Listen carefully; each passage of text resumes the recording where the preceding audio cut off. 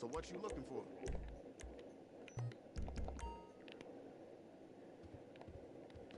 Stay strapped.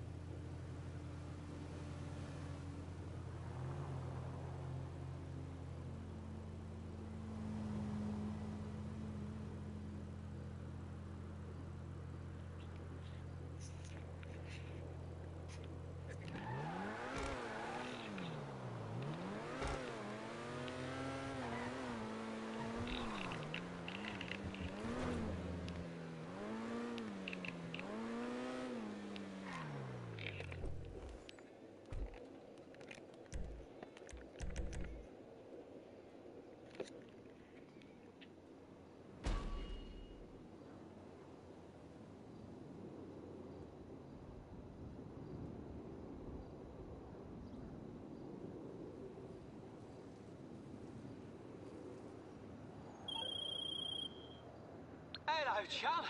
Now, it's your old friend indeed.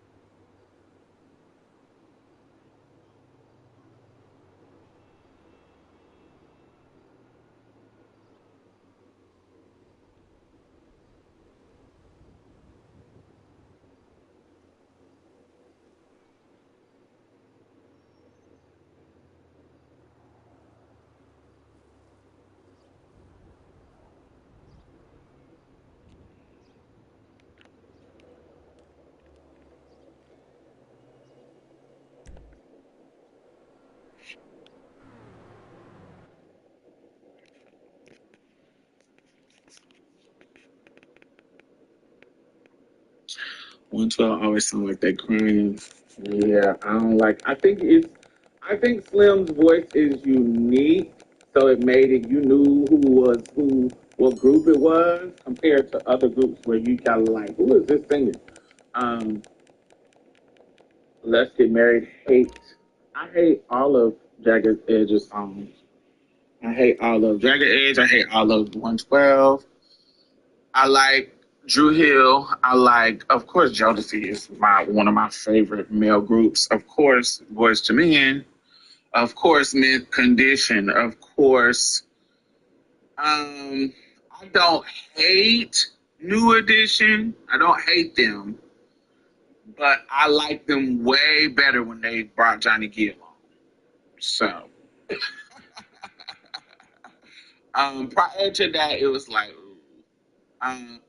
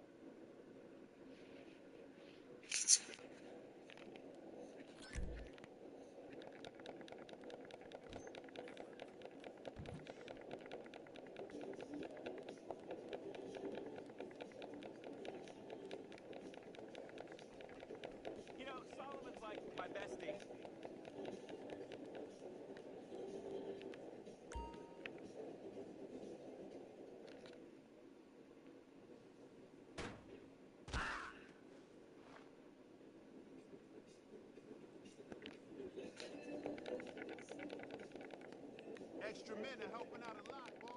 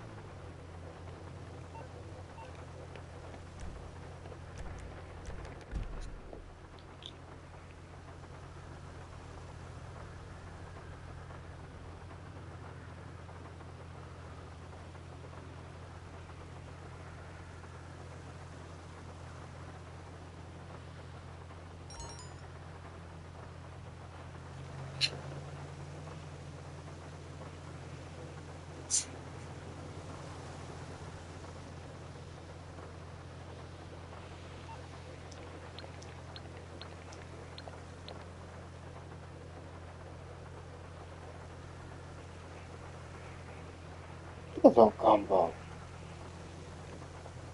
Look at that gumbo. Look at that gumbo.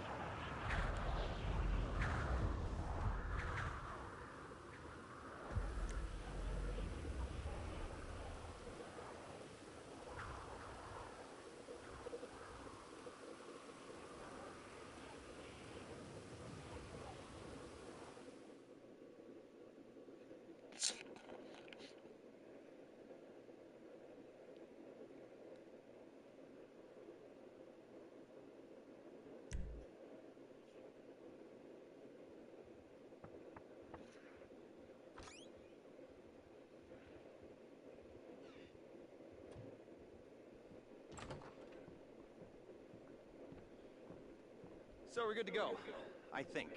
You've done great, and this won't be a problem.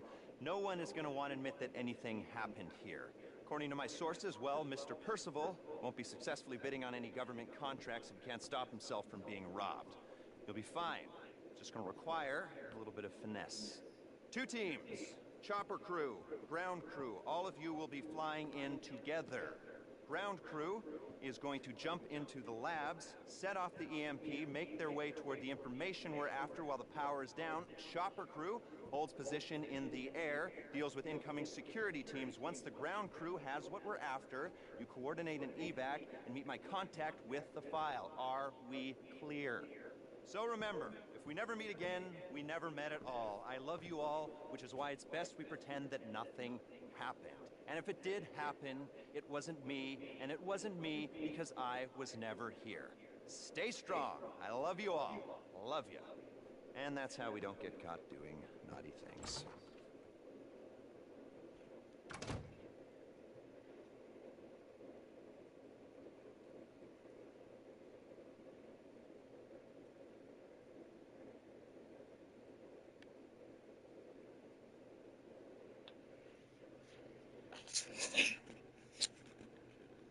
Yeah, I'll do it.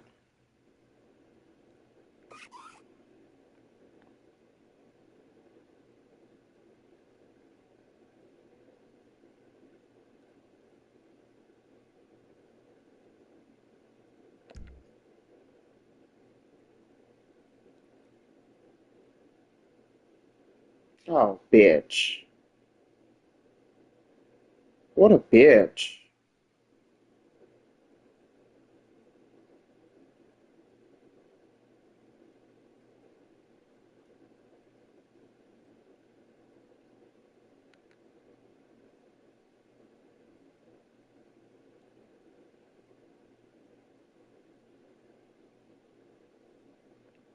Girl, what?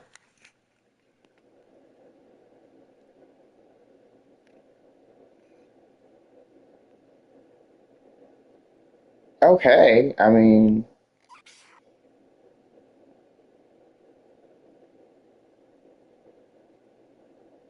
I mean, okay.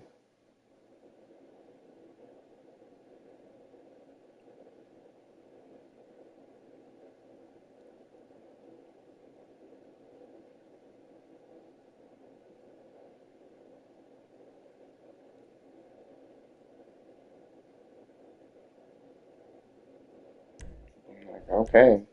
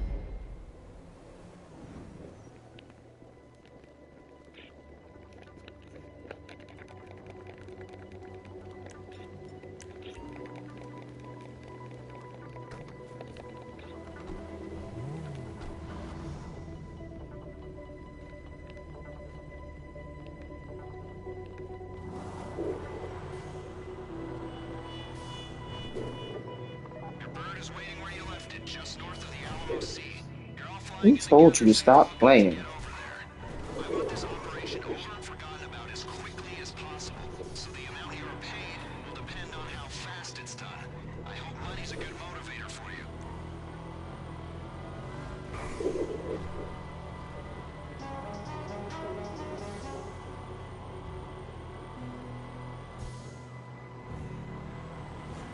Ground team, I'm gonna run you through your specialized equipment for the mission.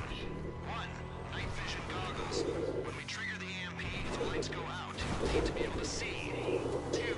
Rebreather. You're going out through a cooling tunnel. The rebreather's compact, and it'll give you enough oxygen to make the surface. 3. Flare gun.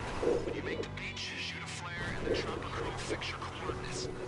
4. Parachute for the drop. 5. Special carbine with suppressor. 6. Pump shotgun with suppressor. 7. Grenades. 8. Sticky bombs. 5 through 8 you should be familiar with already.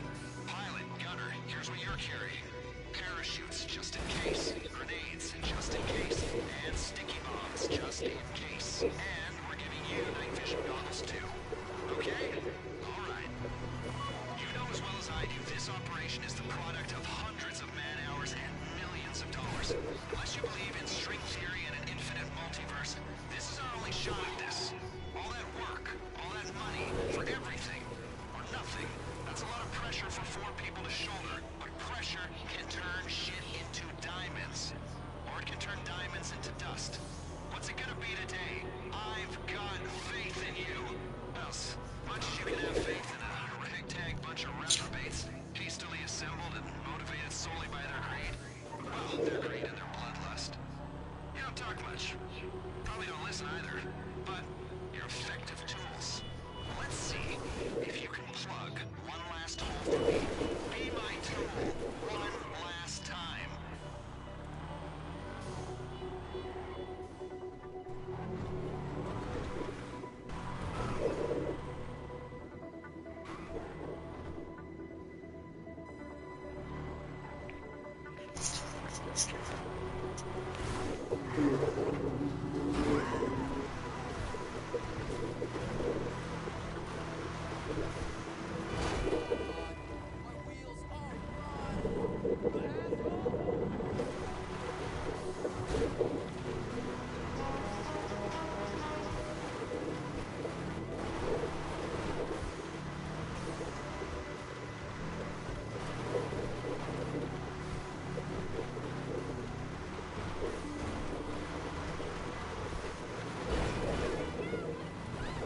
She's all yours.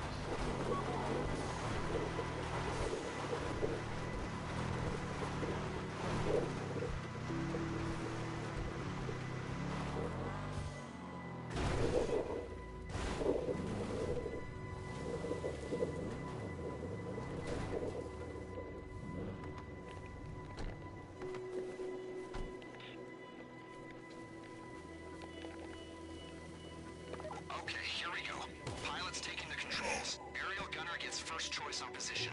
Side-facing minigun placements are in the rear. High-caliber explosive rounds in the co-pilot's seat. Keep in mind there's a longer fire return interval on that one. Ground team, you take the last two positions in the bird and you get ready to jump.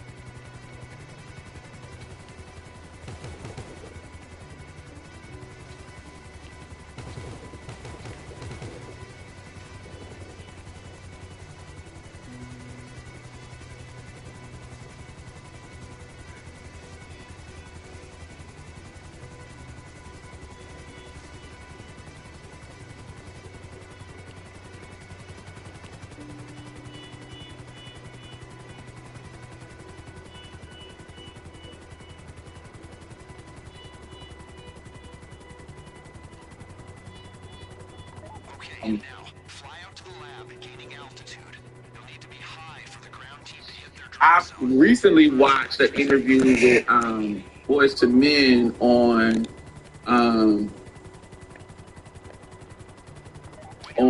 Sean Stockton podcast, and I didn't know that Boys to Men did all the background for ABC. Position above the lab, trying to stop the I didn't know that. getting swamped inside. This is blasphemy. Ooh, Blackstreet, Silk, yes, I love them. But 112 and Jagged Edge, baby, oh, bye. Cut that shit off. Cut it off.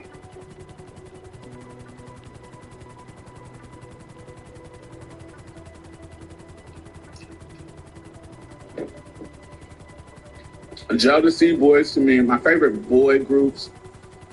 Jodeci, Boys to Men, Mint Condition of the 90s. Mint Condition. I do like fucking Silk. Silk was eating it. I just like their range and their, Good Luck Charm. I don't even know what that is. You just in my face when you said you don't like them 12. Not at all. Mint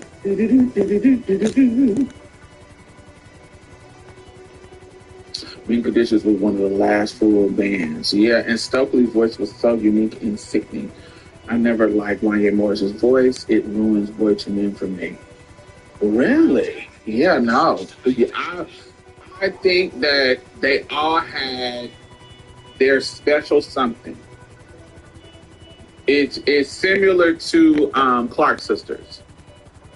It's like, Karen is gonna do the climaxing, running, da-da-da-da-da. You know that Wanya is gonna do the climax of the song. He's gonna hit the power note. He's gonna hit the bridge. But you're going to get that soft, smooth, sickening voice of Sean Stockton. He might can't do what Wanya do, but he does with, I did like Shy as a group. They weren't, I like Shy songs, but they weren't unique enough for me. What is that song? Right to the water and sky. How did it start? Sean starts way to the water. Go way to the water was dry. However the verse starts when Sean sings it, Wanya can't do that. Like he can sing, but that was perfect for Sean's tone. And so and then you got the bass part. You got it just was perfect. Like that, I love Boys to Men. We don't even talk anymore. I can't even get the melody. Anyway, Sean's voice was perfect for that. But then you get the climax of Wanya. Wanye singing "End of the Road," the climax of the song, the bridge, like he killed it. I don't always like his voice, but I can't see them doing the songs without him. No, but I feel that same way about all the other ones. I didn't like when the bass left.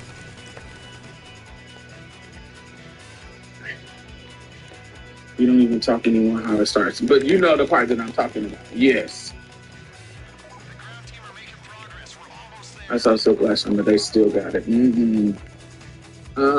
What else? Yeah, I didn't really like none of that. I compare Wanye to Jennifer Hudson. He's always in the Raptors. I compare Wanye to Tasha Scott.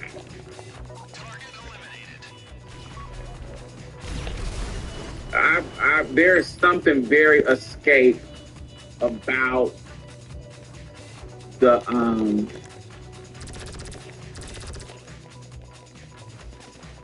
about Boyz II Men. And what I say is each one of the girls in Escape does what they do great. Like I can't see, if you take Tasha Scott out the group, it's fucking weird. If you take Tiny out of the group, it's weird. And even if you take Candy, we know Candy's voice is kind of shaky, but what Candy does on the song is perfect.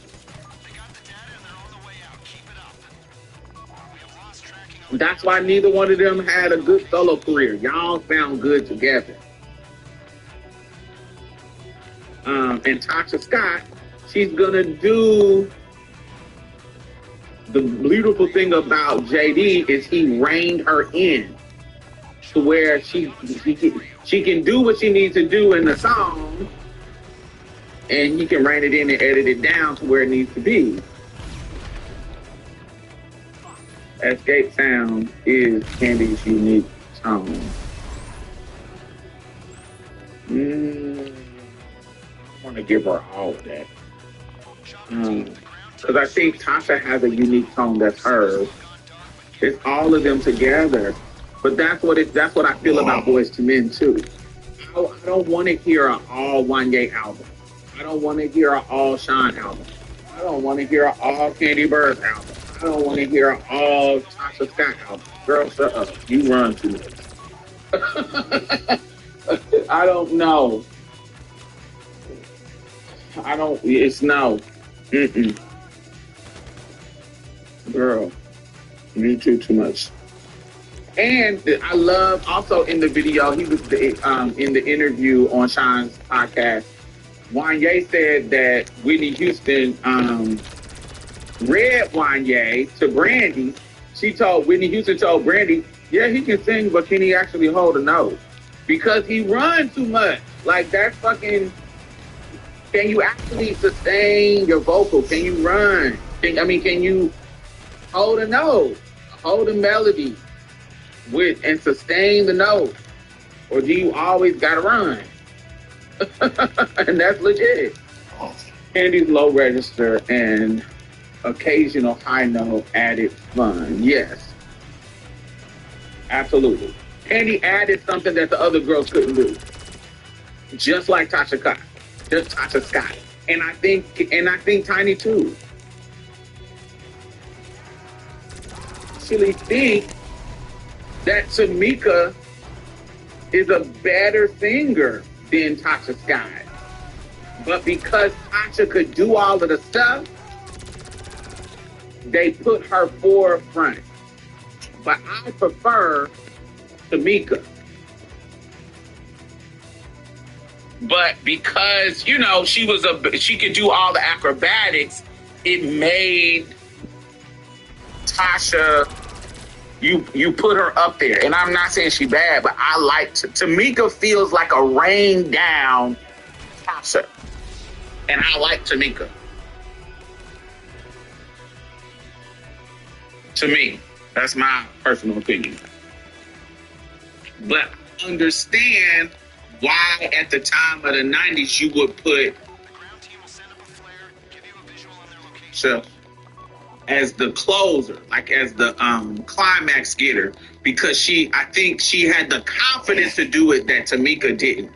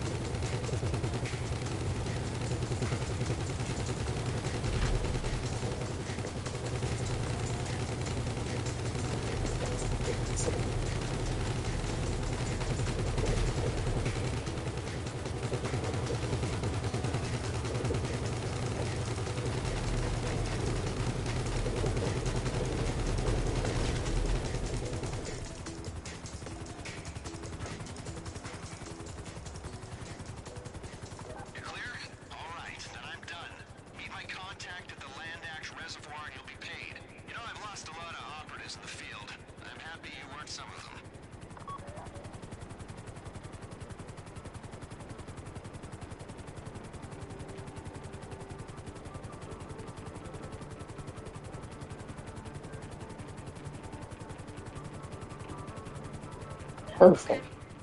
You've had your fun. It's time to put the toys back in their box and to go to bed. Bring the chopper in and I'll give you a debrief. You want to be paid, don't you? That's what this was about. Not just the shooting and the explosions. You've done good work, made this country safer. But that does not mean I'm gonna like you.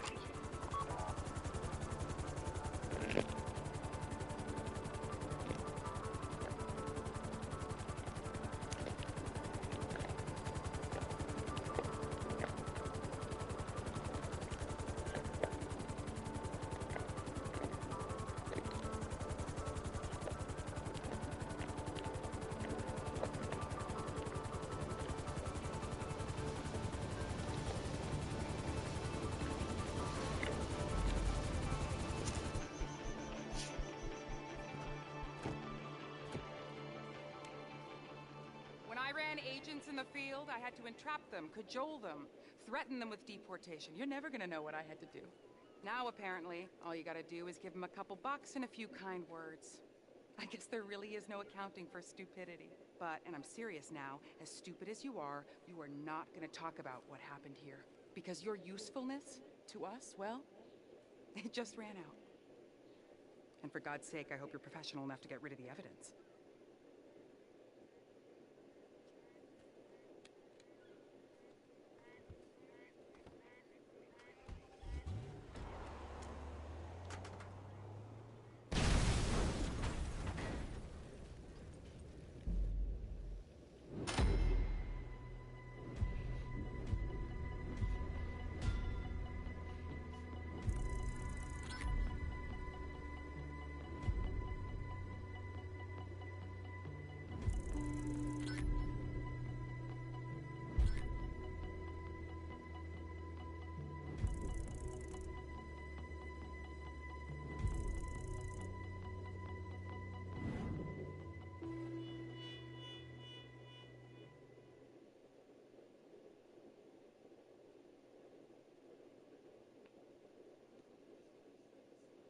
Hey, hey.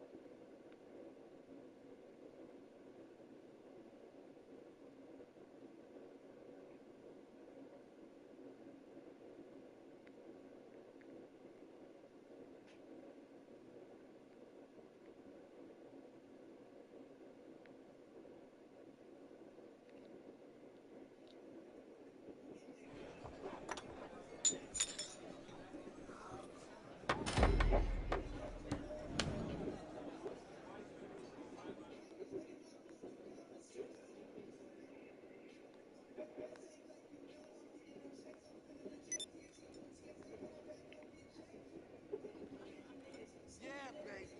Hey, baby. Bounce that ass over here to daddy. Fuck yeah, do a good job.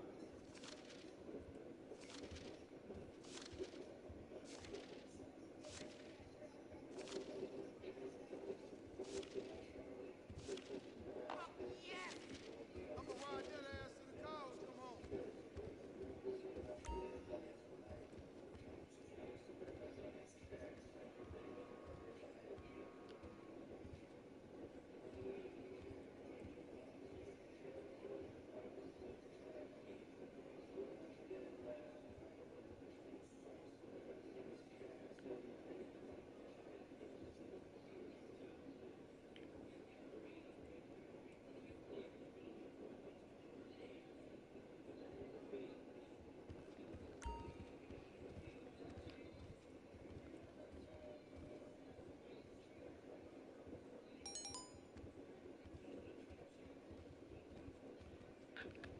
Shithead. God damn. Check that ass.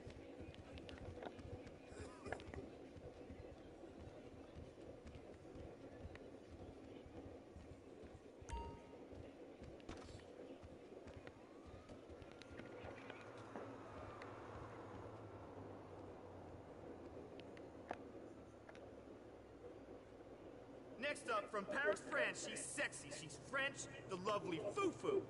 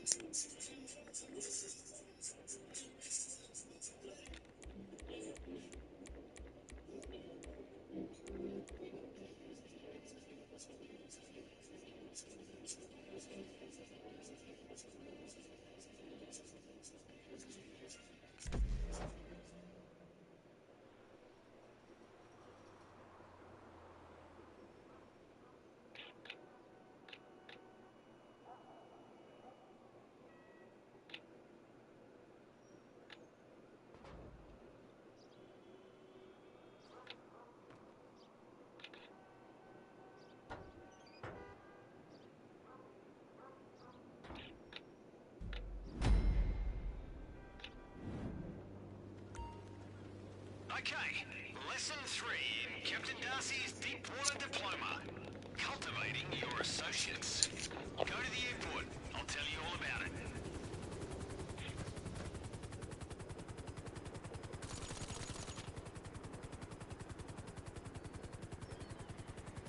See, today we're doing a solid for the high and mighty of the Pacific Country Club. Apparently an entirely legitimate business deal has turned more than a little acrimonious. And before you know it, the tennis coach is getting tipped off that their whole parking lot is about to go up in smoke. I promised we'd be there sooner than the fire department, and we'd bring our A game.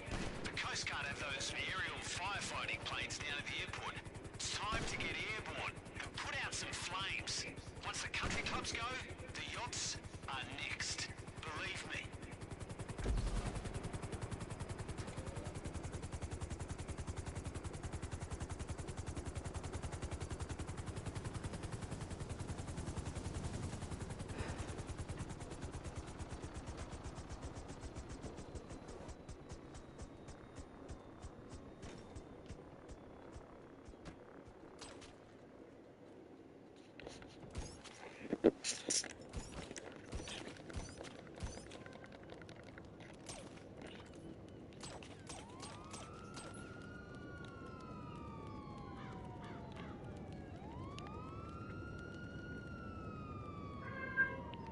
What? What? What? What? Hmm. Hmm. What's going on? What's the matter? Alright, this puppy should get a job done. You can fill her up by landing on water. You okay? When she's full, there's a JATO system for quick takeoff. And then it's just a matter of getting over the fire and bombs away! You trying to get shot?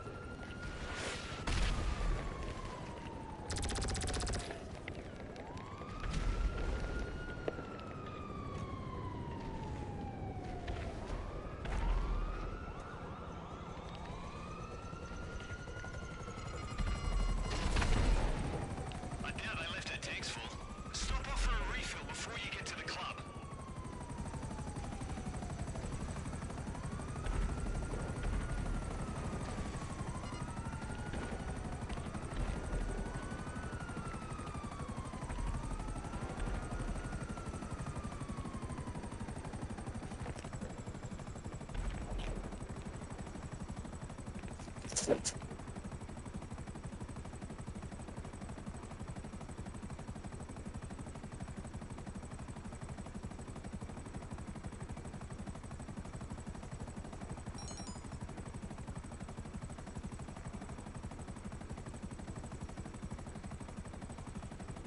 country club just called. The cars are already going up in smoke. Go, go, go!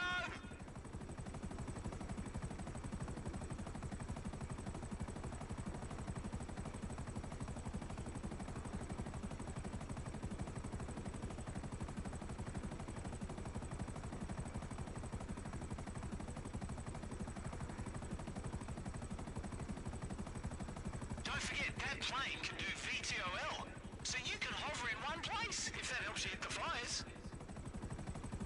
Okay.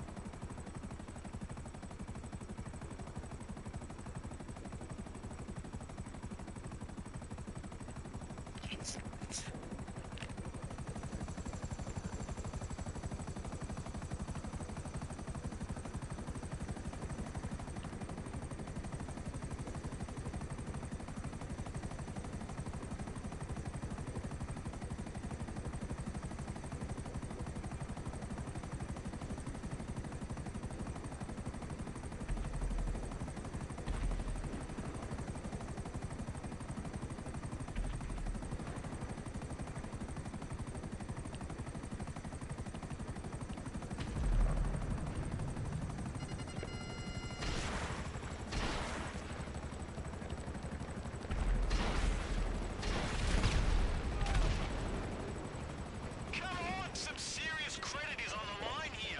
Let's go!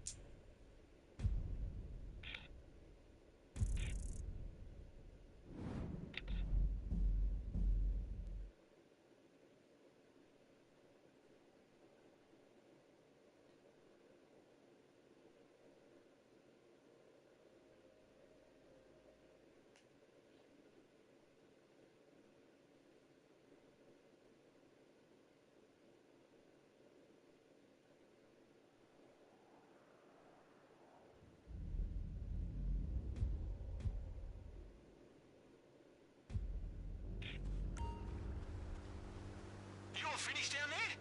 Well, don't fly home just yet. They're after some of the other members' cars across town. I'm pinging you the GPS. Do you think you can get there in time?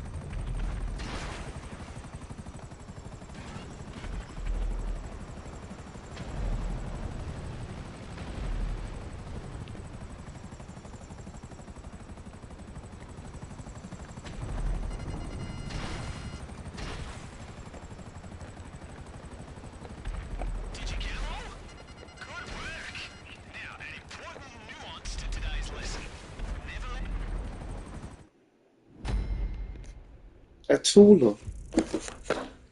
A Tula.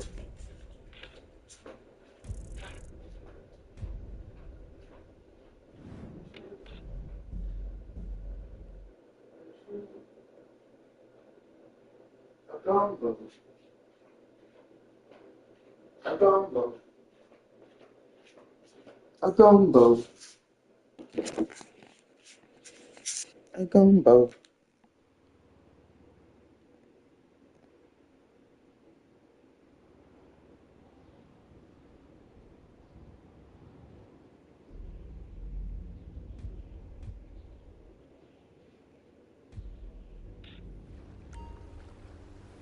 You all finished down there?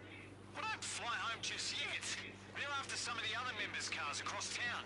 I'm pinging you the GPS. Do you think you can get there in time?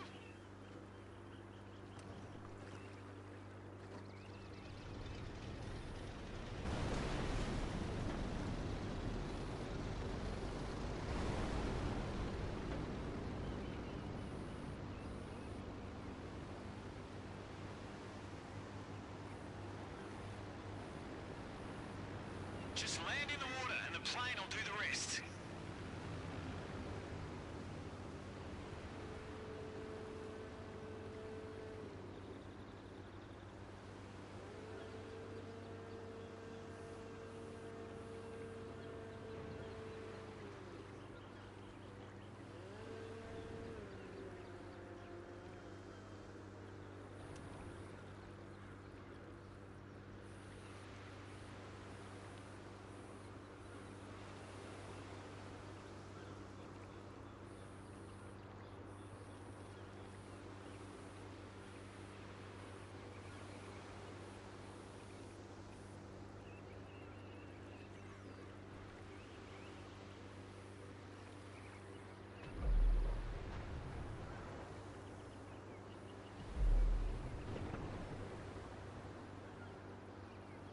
Did you get them all? Good work. Now, an important nuance to today's lesson. Never let a favor leave you out of pocket. How about we treat the plane as a long-term loan? Should be able to get a fair price for it. Just bring it back to the yacht.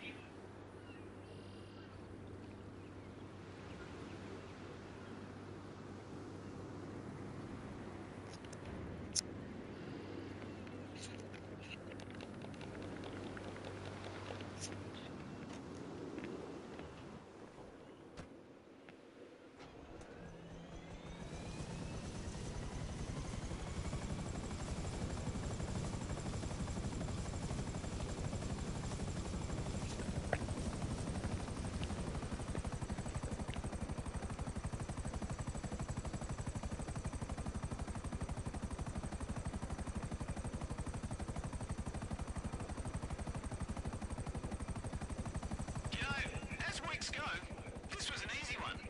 Last Tuesday, we got boxed in by a fleet of climate activists on sailing skiffs. Wasn't pretty, and I'm not just talking about armpit hair.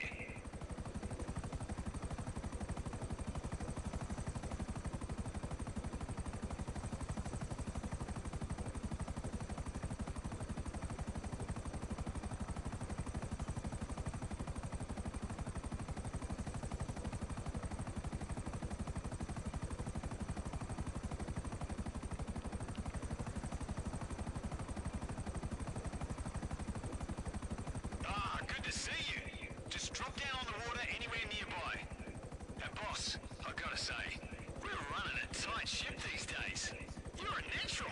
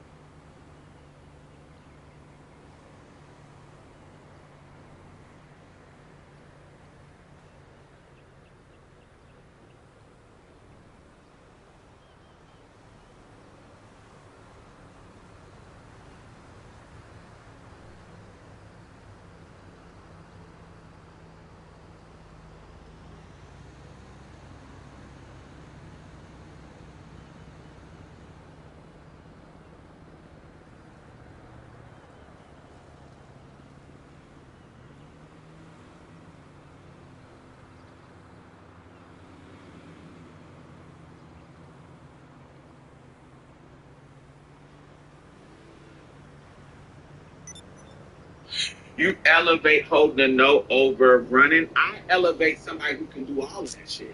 I think a good singer knows how to use the paintbrush of a run, the paintbrush of holding a note, the paintbrush of where to put a high note, where to put breathiness. What makes you a good singer is that versatility and how you sell a song with all of those tools of your voice. Sometimes it's a run here. Sometimes it's a power here. Sometimes it's a, this is a little breathy. This is a little staccato. You know how to do all of that with your voice to sell a song.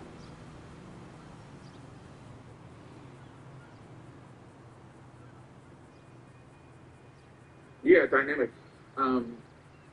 Take back the silent goodbye.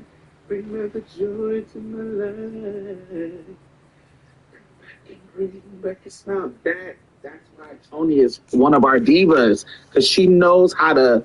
It's her styling of a song. Come and kiss the tears away.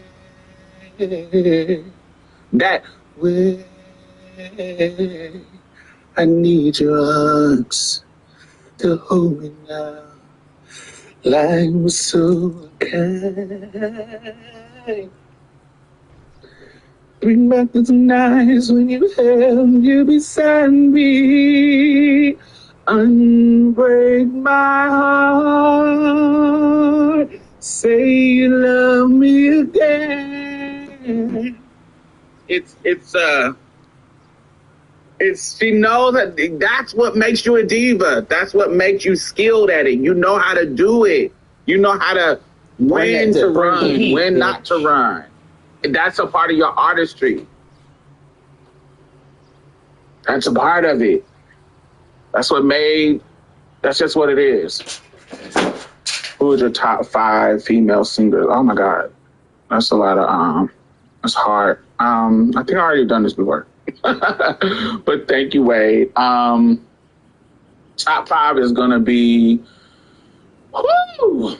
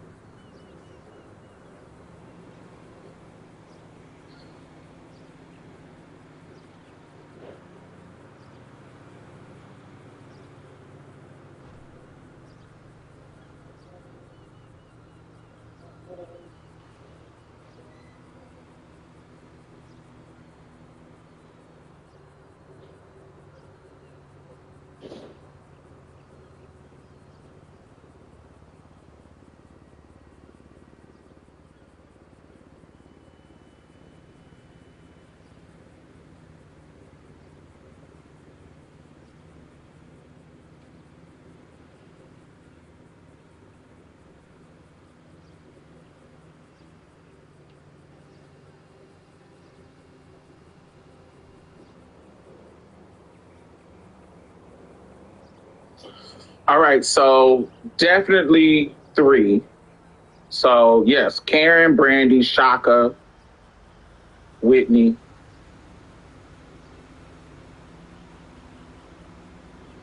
Karen, Brandy, Shaka, Whitney. So this one is either Ella Fitzgerald, or Anita Baker. I'm gonna just put Ella. I fuck with Anita though. Shit. But we only got 5. So I'm gonna put Ella just for diversity. Cause Ella, I fucks with Ella. If I had some more numbers, if I have top 10, I'm gonna give you Celine. I'm gonna give you Anita Baker. I'm gonna give you Kim Burrell. I'm gonna give you Mariah Carey. I'm gonna give you Rochelle Farrell. If I have the other 5, but yes, Mariah would be in my top 10. She wouldn't be in my top 5. I love Mariah's voice, but she wouldn't be in my top 5.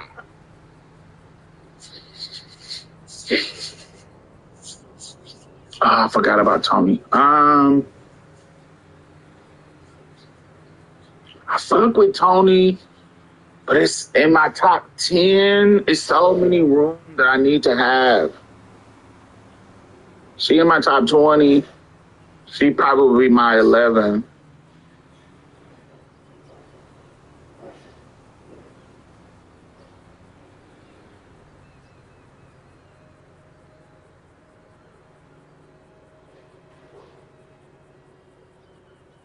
Yeah, I fuck with Tony. Who would Tony replace? I don't know who Tony would in regards to I would like. Yeah, I would talk. She got to be in my top 15. But I love Tony voice. I love Tony. But only got so many fingers. Yeah, yeah, it's hard for me to. But it also is like, what is? It depends on what I like you for. Like, if are we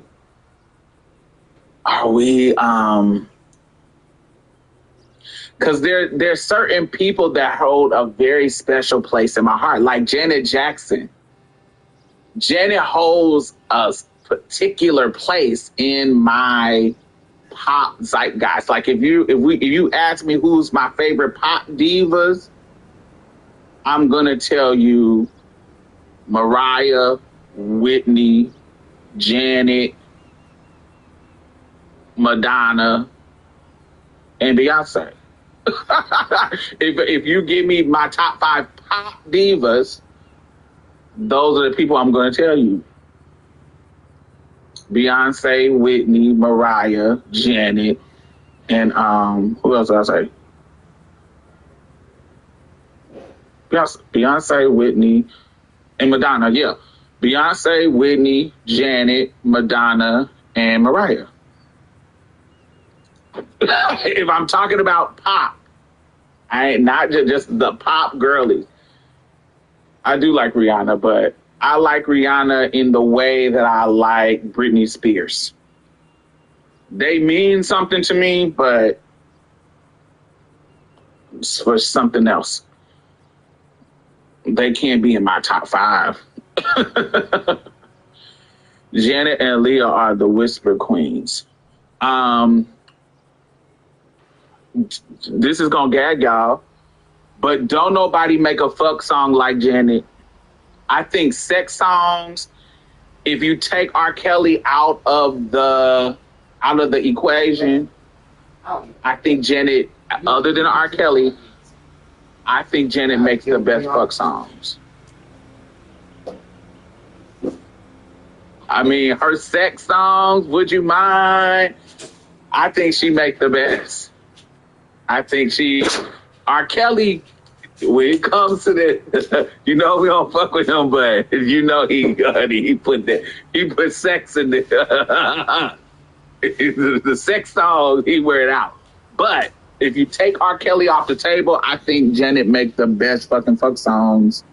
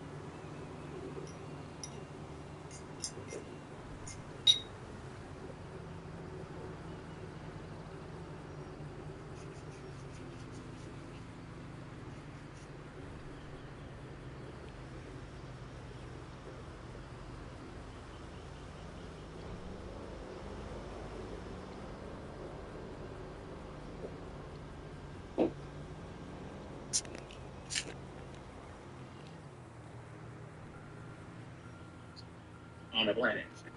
He sweat is better. Fuck. Sex. He sweat. No, thank you. I think what I give Keith Sweat, I think Keith Sweat made one of the classic R&B albums. I think "Makes It Last Forever" is one of the undeniably classic R&B albums. You from front to bottom, that is a no skip R&B album, purely in R&B. Yeah, her love making songs are beautiful. Yes, I love them. And what I like about Janet,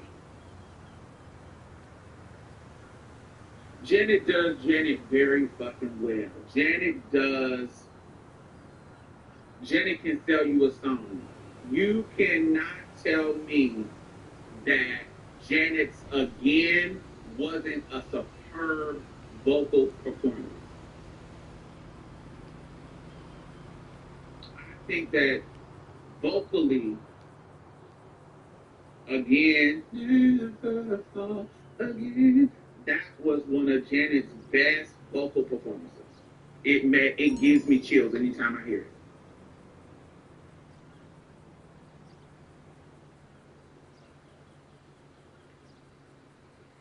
Um, yeah, when we talk about performers, you can't. I mean, you don't get other than her brother and Beyonce. I mean, they're my performers. They're my top three: Michael, Janet, and Beyonce. No, performers. Like, I want to spend money to go see their show because I know it's the top three. I know that it's going to be worth my coin. I know that they are there. It's a certain level of excellence. Michael Jackson, Janet Jackson, and Beyonce. Chris, I don't know. I see. I never really watched him perform like that, but I see he be trying to give it. So maybe I don't know. Um,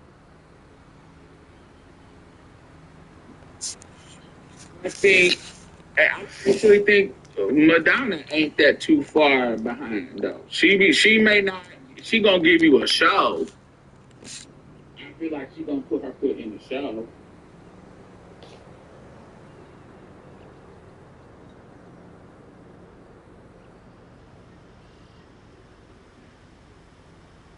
Chris is a top tier performer. I don't dispute that. I just haven't had a Chris Brown moment that I was like, you ate that nigga. I haven't had it from him. God gotta give you a show too. Yes, for sure. Yes, I think she's one of the one performers too. It's a certain artistic level that certain people get on, and I think God does that. Like he do the same tricks I see on trains and stuff. Yeah, and that don't move me, so that don't be moving. I'm like you jumping up, you being athletic and jumping around and doing stuff. Okay, cool. Okay, I just haven't seen a performance of Chris Brown. I think the most memorable performance that I saw Chris Brown was when he was on that platform that leaned like this. He had the bungee jump cords on him. That was years ago. I think that was even before um, the Rihanna situation. Take me down, I really wanna take you down. Show you what this love's about. I think he was singing that song, and the platform was kind of rolling. Y'all know what I'm talking Hello, about? people. I think you'll like I this. do It pays remember a lot, that which is performance what being you want. something that I was like, So ooh, there's that's this different. chemical laboratory called Humane Labs. That's you. Used to be run by I do remember Reshkovsky that, and but that was Popov's years ago. pharma I company. haven't A seen few years ago, anything it was that was leased to a like shadow company performance run in live that was part like, by oh, Don this Percival. is You guys know Don groundbreaking. Percival? No. Well, he's a Honestly, no. warmongering If you're right-wing talking, douche with all the if subtlety you're of a talking red the millennial dildo. performers of Trust this me, I met a universe, lot of them. Beyonce, Chris, Warmongering right-wing douches, not Sierra, red dildos. Lady Whatever. Gaga. Point is, Percival is up to no good in that shithole. Nerve agents, we believe. At least, that's what the intel seems to suggest. What I got told on the street, and what my Do boss, live performances who doesn't want you to know his vocal? name, will pay you to Sometimes discover, because, well, I don't think worry some about the people why, are just just more worry about talented the how. physically. First, got a couple things to take care of.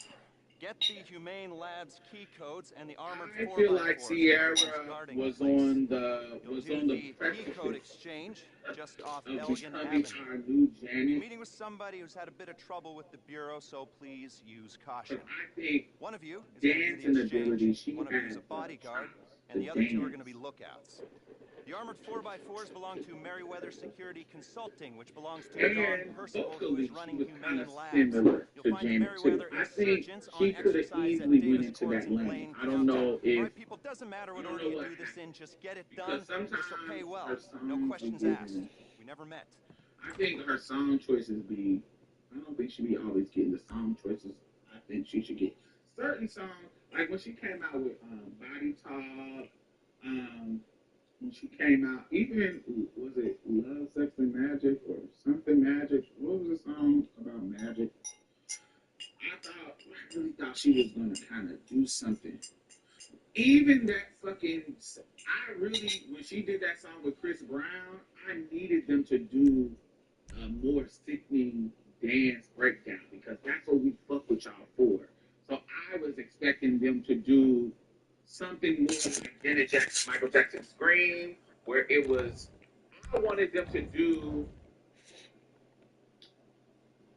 a breakdown level to J-Lo on You Can Get Right in Something, Now This Up, You Can Get Right in Something, Now This Up. A breakdown on that song. Y'all remember that song when she had the cane? First of all, listen, now we know them vocals is a fool or non-existent, but performance-wise, that motherfucking J-Lo ain't no punk.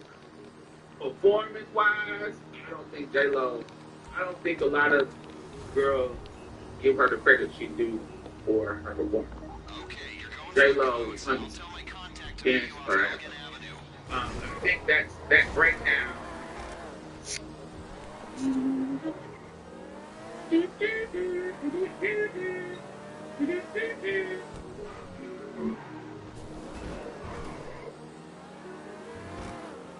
I wanted to break down, get right, yes. I wanted to break down Proper bureau surveillance. I mean, that from would be Christian tough in Sierra. normal circumstances, but these guys have a real hard on for her. In a non-creepy, And I just think that was annoying stupid. sense. She shouldn't have been So pregnant. anyway, we're She hoping for should the have best, saved prepared for the that worst. moment That's why where we got a she's team in of four full on this. Let's go. fit mode and keep My contact needs to be able to get in and out quick. I Make wanted sure the you, entrance to the lot you, isn't blocked Chris by your Brown vehicle. and Sierra. Y'all needed 90s level breakdown. I'm talking about Janet Jackson is breakdown. I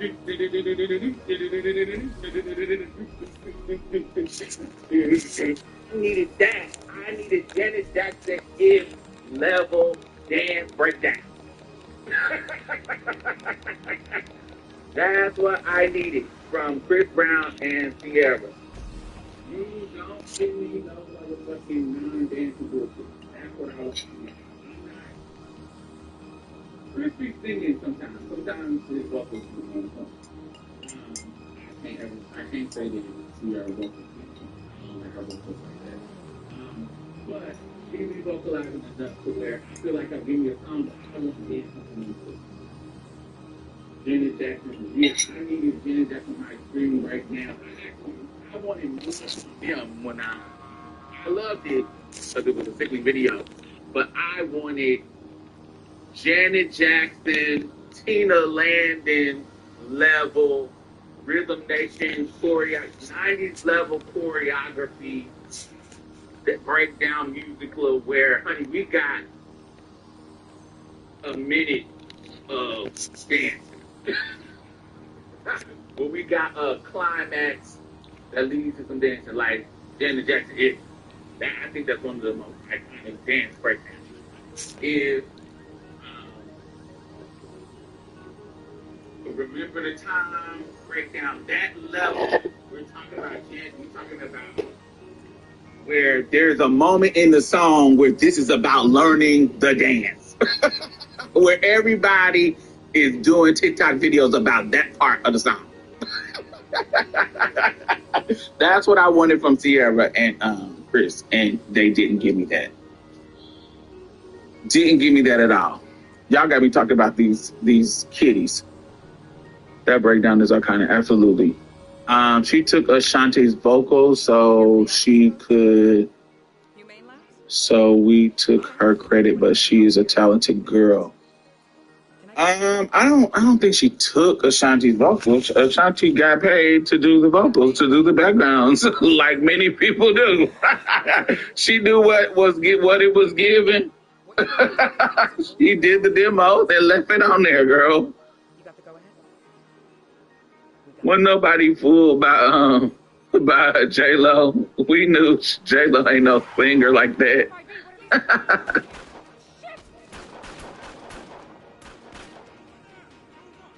Yeah, honey. All right, I'm making a drink after this, too, just because. Yeah, it wasn't. I didn't like that song with them. It wasn't what I expected. What else? But I don't be wanting to fuck with Chris Brown either. So let me make that clear. I think but I'm always like, if you're gonna risk your career in dealing and making songs and dealing with Chris Brown, child, make it hot. My favorite Chris Brown collab was Brandy and Chris Brown. I really like that song. When she did that little comeback, I love that song.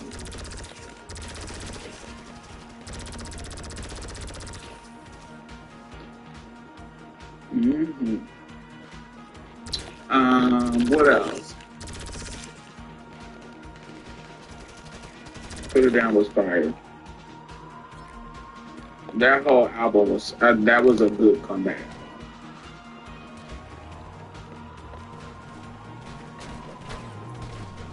I did love that album.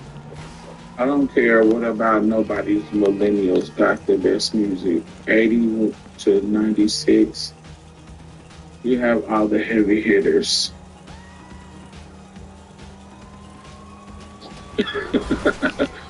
I'm not gonna argue with that.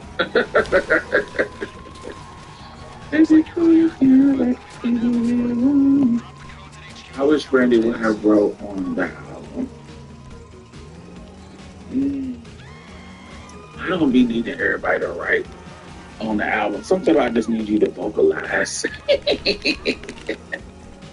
I don't need everybody to write unless you just your pen game is nasty. Like I want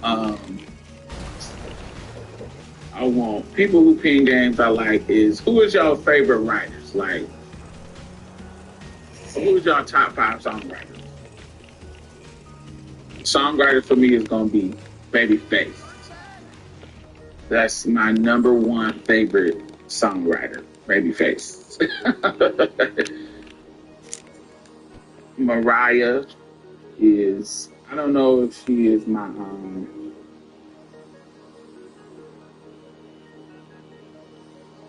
I like Mariah. Jill Scott, ooh. Jill Scott, Diane Warren, absolutely. Jill Scott pen game is sickening.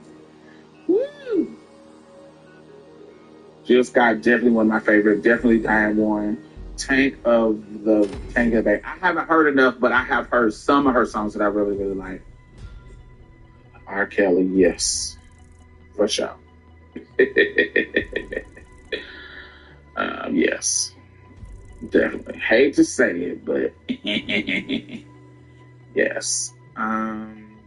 Missy Elliott. Missy Elliott is a good songwriter. She is. Neo Estradine. Yes, there are some good songwriters. Yes, yes, yes, yes, yes, yes, yes. Erica. Yes. Yes, I'm in a religion. Lyrically, I love.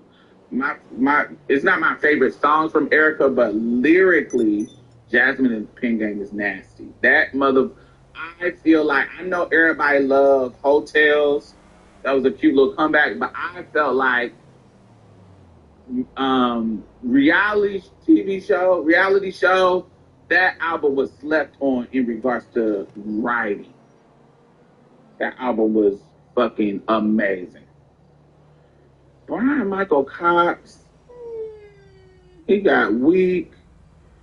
He wrote weak. He wrote some of my favorite R&B songs. He worked on Confessions too, so that's one of my favorite R&B albums. With Sean Daniels, yeah, I fuck with. I don't really. There's some songs of Dreams that wrote that I like, but not a lot, not a lot. But what I was about to say with Erica, she is lyrically. There are some songs that she just put her foot in. I really like My Eyes Are Green lyrically.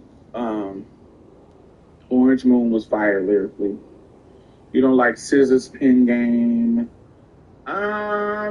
Some songs. Yeah, I like Scissor.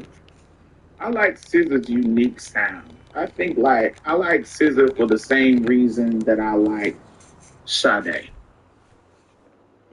I don't think they sound the same, but I like them for the uniqueness, the simplicity of their voice.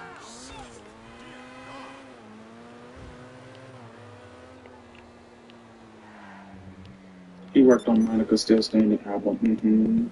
Raphael Sadiq. Writing. Yeah. I don't know who that is. Tata Parks. I don't know them. I don't know who Tata Parks is. Luther's pen was fire too. Yeah. I feel like Luther's pen was fire because he was speaking from his life. Dealing with download trade. I could just see Luther big ass get let the trade come slay him raw. just to convince the trade to fall in love with me. You can fuck me raw, baby. That's just to prove my love to you. Whitney's pen was fire too. What? On what songs Whitney wrote? I don't know about Whitney's pen game. Did you see Luther's documentary? He was added a new depth to his music. I did. I did a review of it.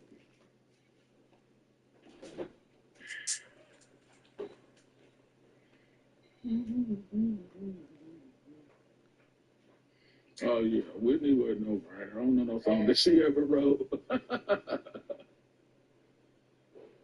Luther's story is sad. Luther's story is typical. Johnny Mitchell pen game is nasty. Up the clouds from both sides, I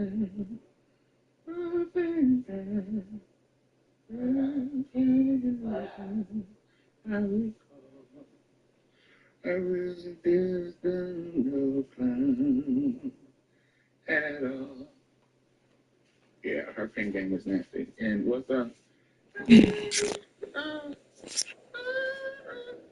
what's that? What's the other popular um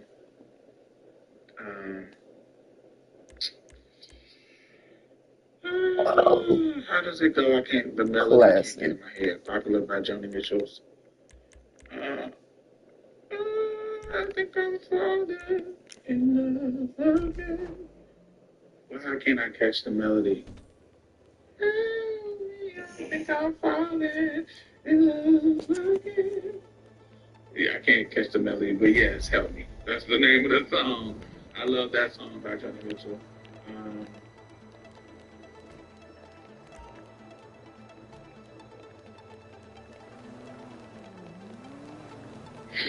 Who are some people that are not, they're not going to be your top 20? Or who are some people's voices that are, you know, people wouldn't think of them as like amazing voices, but you love their voice? What are some people that are like that for y'all? That you like, they may not be in people's top 10, top 5, but you love their voice.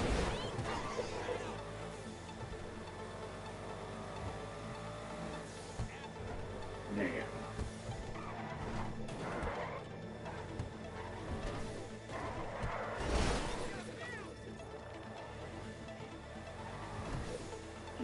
She loves me, please. Lisa Fisher.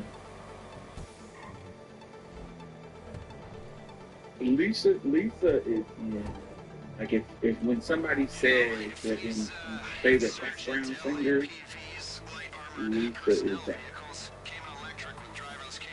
Barry White. That's a good call out. Barry White. Is Alanis Morissette. Natalie Gaines from the Dixie Chicks. Charlie Parton.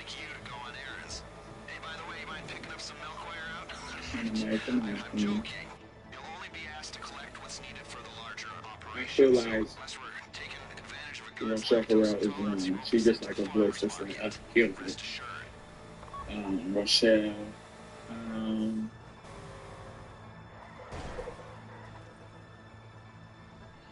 Elena's, because she can write and convey emotion. Kimberell. See, Kimberell is in my top 10 singers, so I can't think of her as somebody I consider.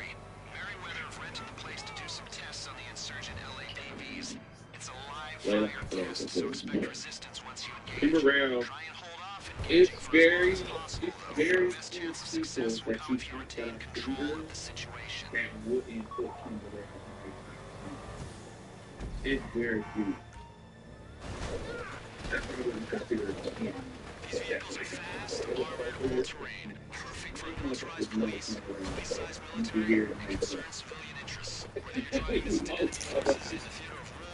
Kimberell's in their vocal list. Sylvia Robinson. Folks don't know about her, but her songs, of course, are so good. I don't know her.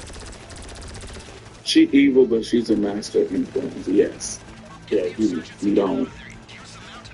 For me, Sade, India, Marie, Brandy, Amy, everything. It's the same thing with Brandy. I don't know any younger millennial down. I don't think that there is a vocalist who can't say that they weren't influenced by Brandy. It's similar to like Whitney in the 80s. If you can't sing, not no black girl. Now, if you talk about some white people or some other genre, but there ain't no black girl who can't say that Brandy was not a singer to them. Yeah.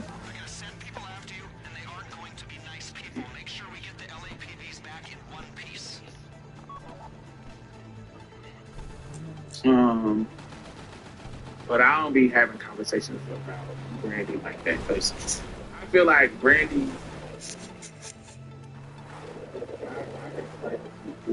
Brandy is a singer. I think people who don't sing.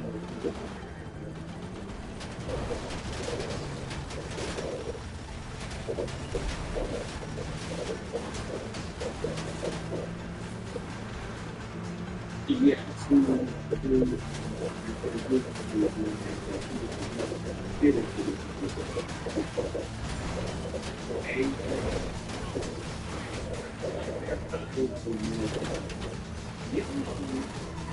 think people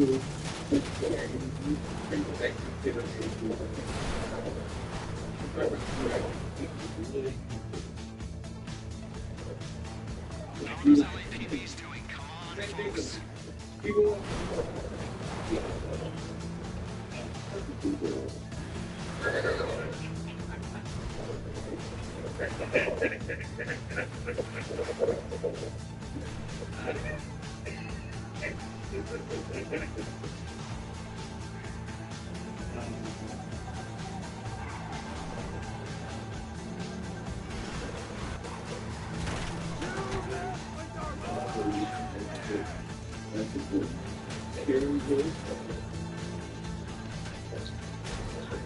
Very good to be.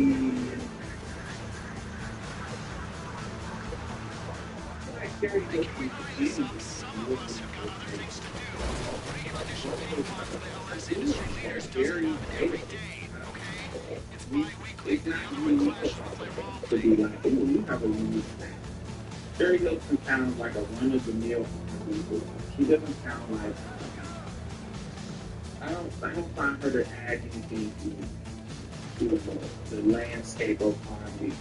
In the the voice, they have a voice that I just hate it. Like Marsha and how you say her? I hate her voice. But her voice is unique. I know when I'm listening to a Marsha,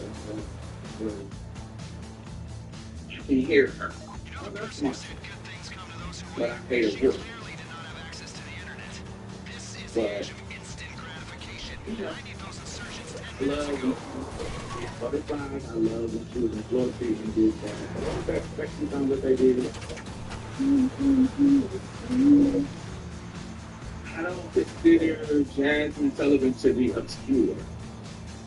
I consider anybody who out in these streets knows that Jasmine is the lead. I don't consider, I don't consider her that people don't think of me as a police.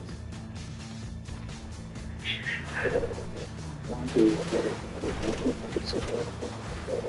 I think the way the flip because she was looking you like that was because it's like totally kind of like a like she flipped her nose some shit she do is vocally. So you like you gotta set up a little bit. I can't do it.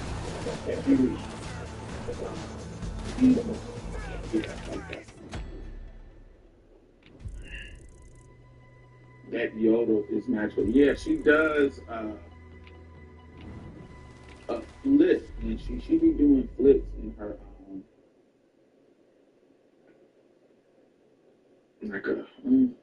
like the pressure.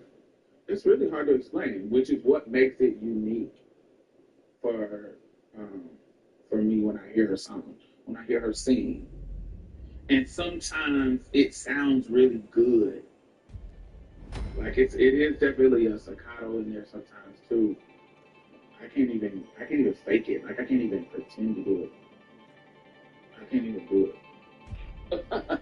Her voice is like a choppy, yeah, something about it, but it makes it unique. And in certain places in songs, it's pretty. It's good. Tracy Chapman. I don't really like her like that. Leon Thomas, that same fellow singer as the creator of Madison. Who else? Who else is like?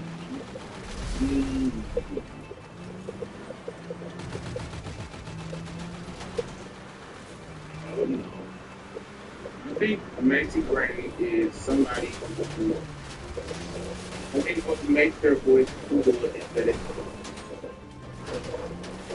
it's just a unique voice. Yeah. People hate on her stuff. I think Rashetta's dope. I think she's a good in answer to the question. I think Crusade, yeah, she could be stupid. She'll do some shit that you be like, what's the point of that? She's one of them people that do something that's like vocally and you like, hold on, let me run that back real quick. What the fuck you do right there? it's probably like 15, maybe like 11 years ago. When she redid Danny Dustin, I get so lonely, and she does this live, this like studio version. She's recording herself working through it, and then she's singing. She starts singing.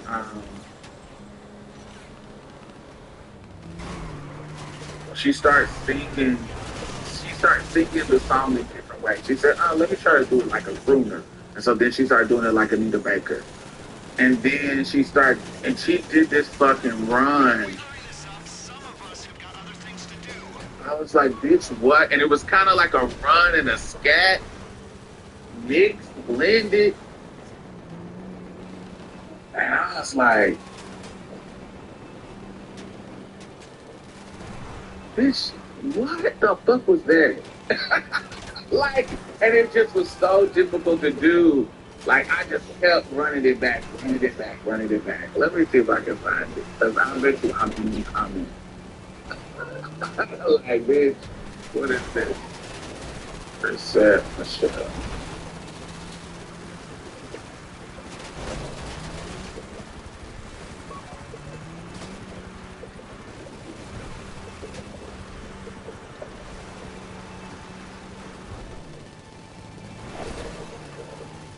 Yes, this right here, baby. It's 10 years old. Let me see.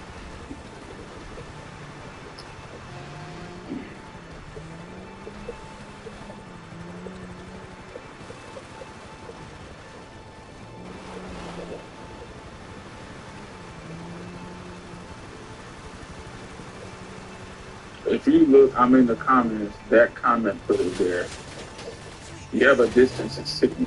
I love that. That sound for her. Those are two vocally, Yeba's distance and Yeba's that my mind. Those two are the best vocal performances. I think those two are like ooh. And the third one would be when she did the Gravity duet with that YouTube boy. Before they both was famous, they did a Gravity cover, and they ate it up. And when she was still in college, when she still was at Berkeley. But if you look at my comment on that song, she did. Skip.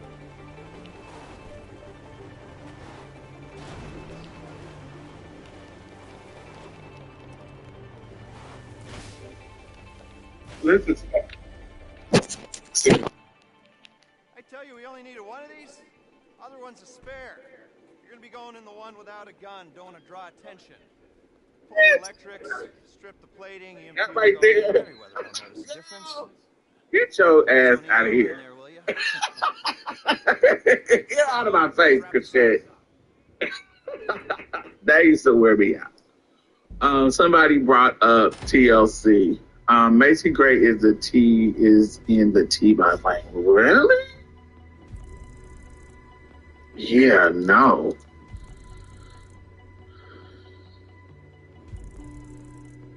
I like T-By's voice. I don't get Macy Gray. I don't think TLC sounded horrible. Yeah, I don't think they sounded horrible. I feel like they sounded unique. I think exactly what we talked about earlier. T-Boz will do her part. To something in loneliness. Dun, dun, dun, to so many things. And then Chili will come and do the climax. JoJo is dope. I like JoJo's. Neo made Chrisette change a lot about how she vocalized. Oh, Faith down. Faith is sickening. October Skies by Yeva. I don't know if I heard that. When she does those run at the end, Lord, yes, baby. Ooh. Every single person in Invoke sings down. Yeah. TLC and Escape has similar formulas. Yeah, the formula is you do this, you do this, and you do this, and put it together, we make magic. Yes. You take something out, it doesn't work. Faith is dope. Faith is I don't know if we sleep on Faith. I wouldn't say that. But yeah, we don't talk about her vocally enough. There's a reason why she was on a duet with Karen Clark Sheard on Karen Clark's first album. There's a reason why. Um,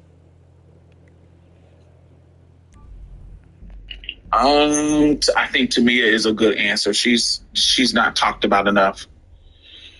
Tori Kelly is a beast. Tori Kelly is a beast. She is. I think she's talked about enough online. I think people know in the industry that Tori Kelly is a beast. So yeah, Tori Kelly is a beast. I think people know Shantae Moore is a beast too. But I do think she's a good answer to the question. I don't. That's a mirror.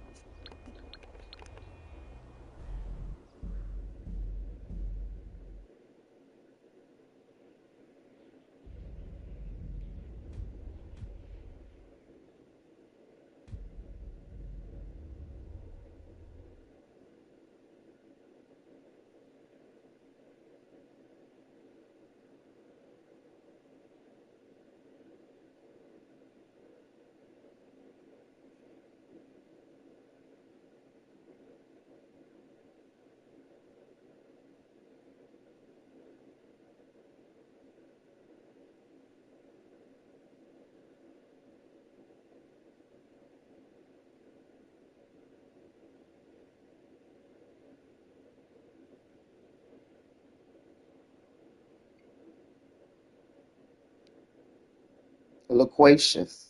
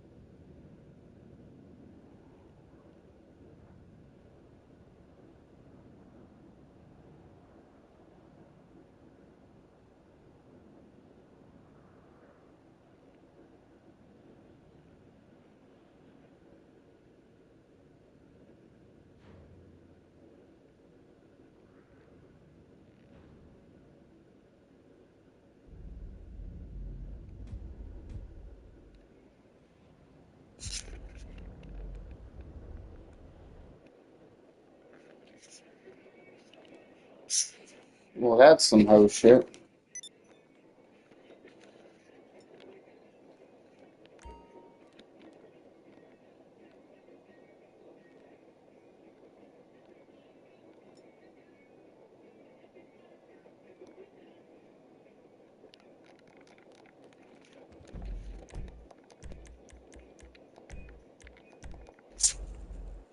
What's that's some ass.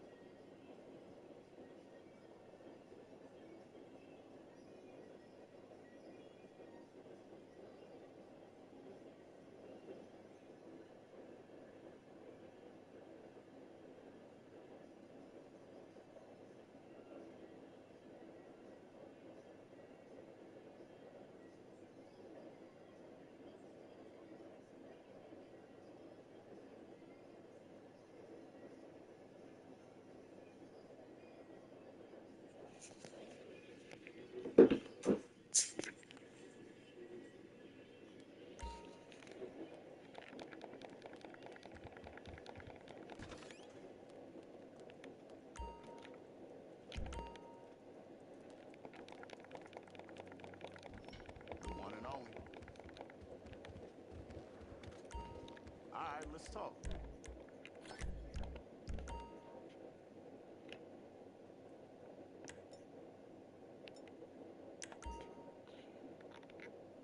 Hey, do you think Amani? Nah, what the hell am I thinking?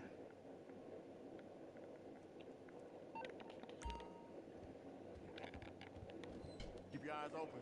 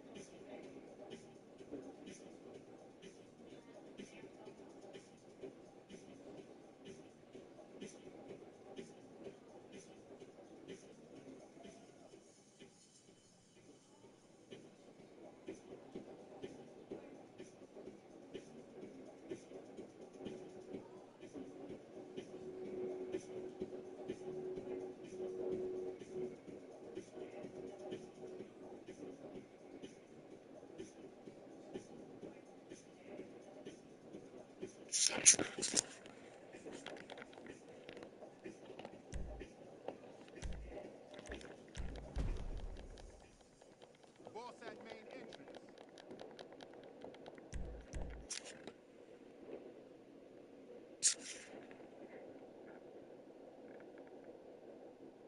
Trying to do is bring out It was a gallery redemption exhibition. Let up on every island.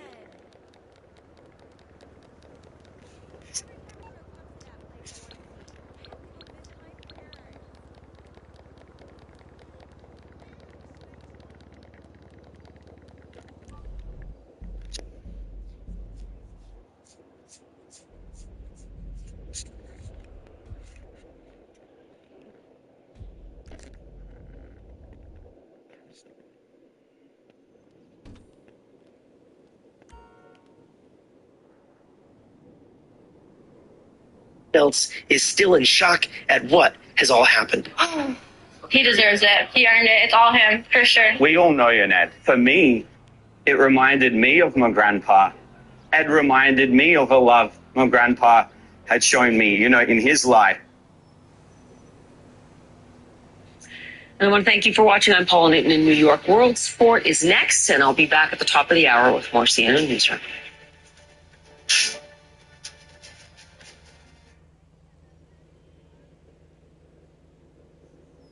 Be here, man. It's been a week and a half. Complete strangers to work physically demanding expected to join these festivities.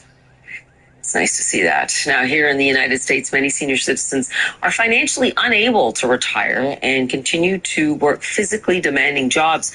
Now, one 88-year-old Army veteran will be able to finally quit his job thanks to the generosity of complete strangers.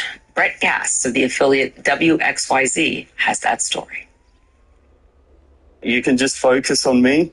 There's a lot of support for you here, man. It's been a week and a half since 88-year-old Ed Bambus and social media influencer Sam Wiedenhofer first met in the checkout line at Meijer. Just seeing if I could have help scanning this. It was that simple question that got Ed's attention, and it was Ed's story that got the attention of the entire world. My wife died 7 years ago. Since then, I've been trying to reestablish myself. And you're working here how many days a week? I work 5 days a week, 8 hours a day. And you do that because you have to, or? Yeah, I don't have enough income. In less than a week, that video was viewed more than 10 million times on TikTok, and a GoFundMe was created for Ed to help him retire. In a matter of days, donations poured in, and now it was finally time for that final total to be revealed. With everyone's support in the room, I want to reveal that this is one of the largest individual fundraisers in GoFundMe history. And yeah, if you want, you will be able to retire because we've raised you $1.77 million. No.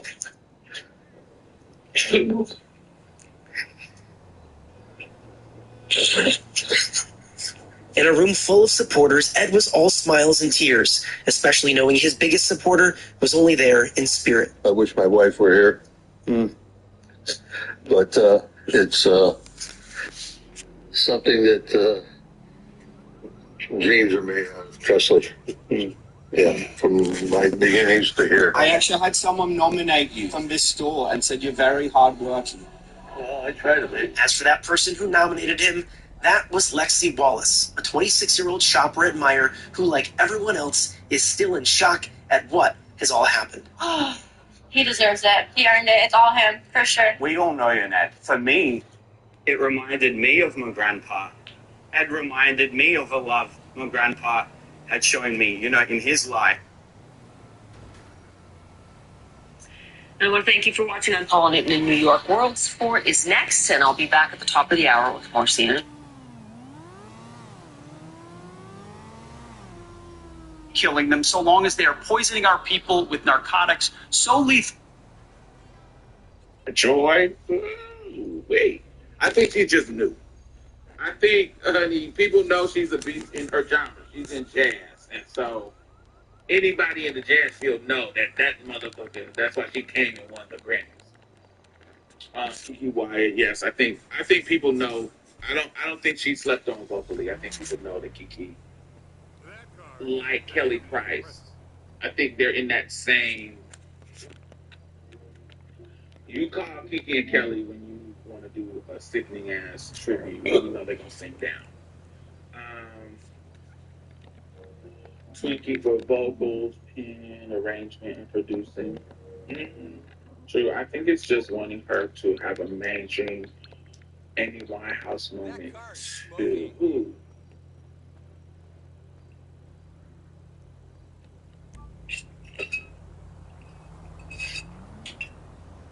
I think Tweet has a unique voice and tone.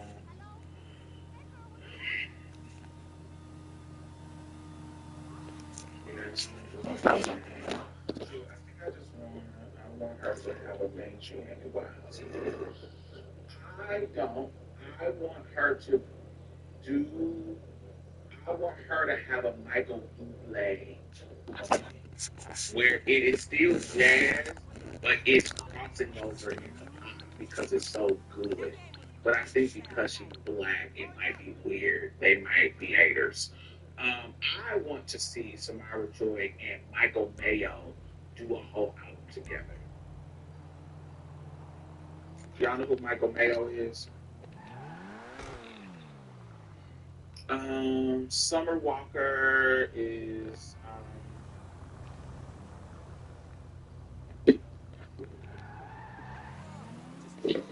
Summer Walker sounds good. I just don't find anything she does to be unique. Where I'm like, ooh, I don't find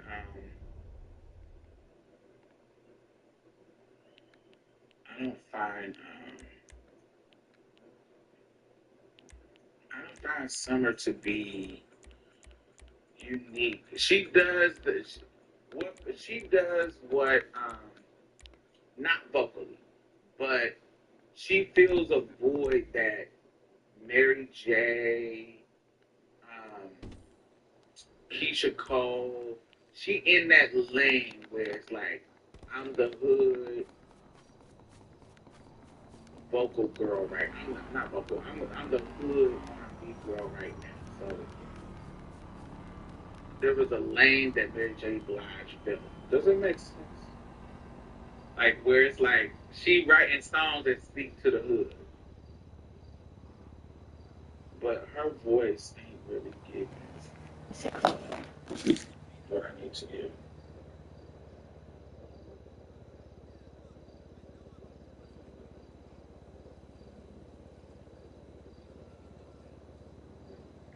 I want Samara to sing gospel. I don't. I feel like she can, but I don't want to. I don't want it. I want her to do. I want her to sing in jazz, but I want her to have songs that go mainstream. I want the songwriting to be fire. Amber Mark is a great voice. She does. She is a great voice. I love. She kind of sounds like a boy too.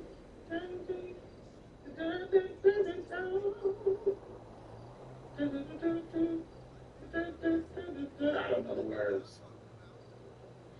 I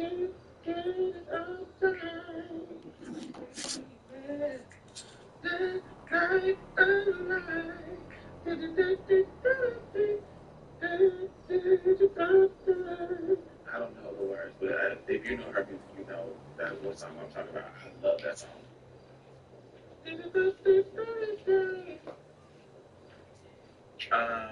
Hardy Lennox, very unique voice.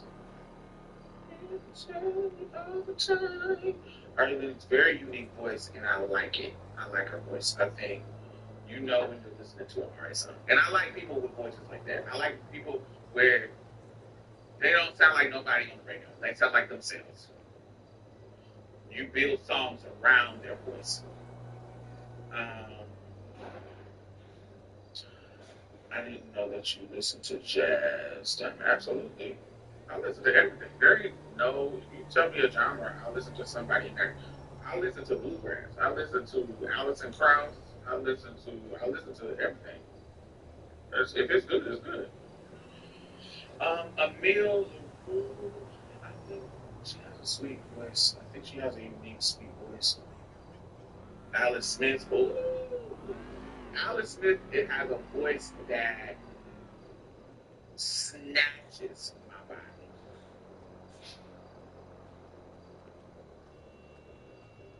Alice Smith, like when she sings something, it snatches my body. Like what the church folks call the anointing. And she could start singing, my body says, "Oh, like emotionally, it just snatches me."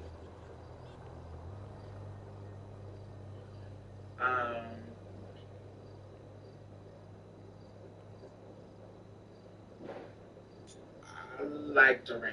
Yes, I love Duran's voice. Duran.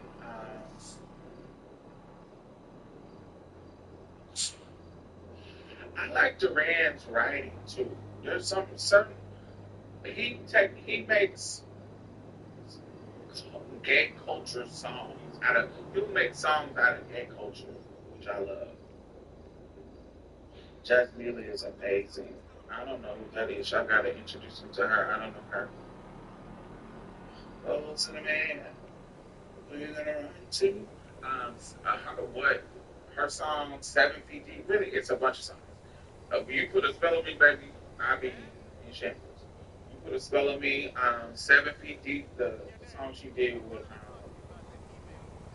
I don't know what the group name is, but 7 Feet Deep. Anything from that album, that She album. That her cover of CeeLo's song, the Food for You, baby. Girl, I listened to it. Diddy discovered Mary. We already looked that up. They said Harrell Andre discovered her. And I remember Mary saying it.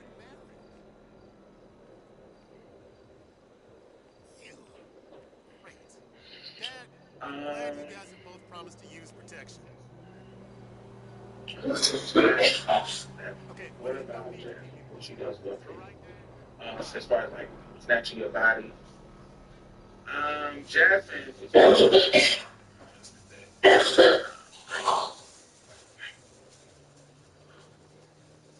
yeah, Jasmine eats. Jasmine eats. Kalani, it's not unique enough for me. She gives me the same thing that I feel the same way about her that I feel about Summer Walker. It's just not. She sounds like she's singing like somebody. Like whether it be Brandy sometimes, whether it be sometimes she sounds too much like Brandy. Sometimes she sounds too much like. Oh no, it's just not unique enough for me. Not for me. Don Richard. I think the last thing I liked.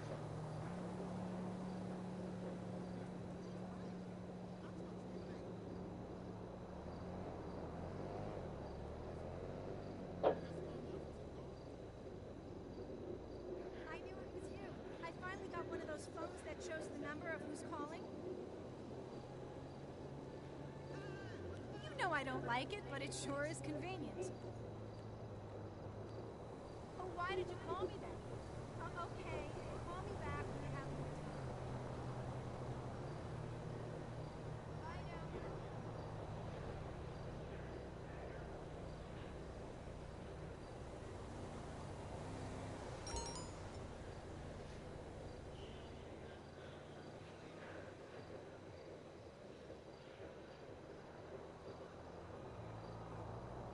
That face isn't gonna sit on itself.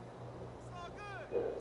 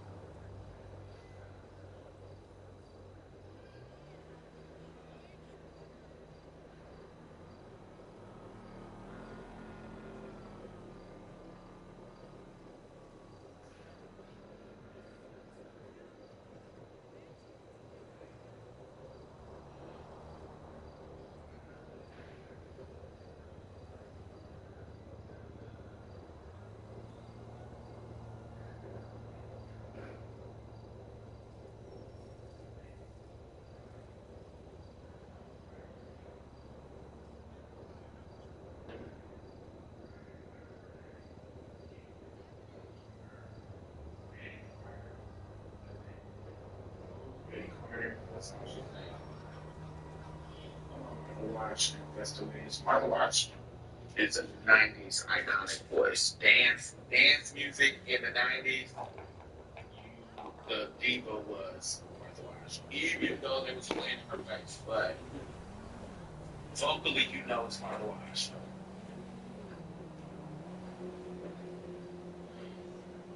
We need to party again soon. Music take control. Let the rhythm move you. Sweat.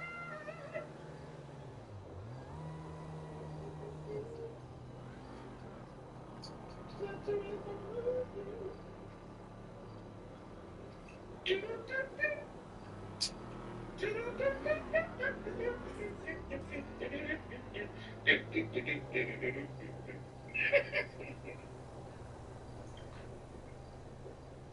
Tink. There was a long time that I couldn't tell the difference between Tink and Summer Walker. I didn't know who was who. Jay Nova is a good mimic. I couldn't tell you nothing about her songs, but I have heard her sing like other people. So she had the skill to mimic, but what do you sound like? Snow Allegra sounds like Sade to me sometimes. If that is who I think it is.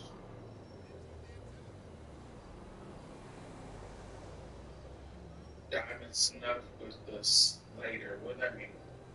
You and me could have some real fun.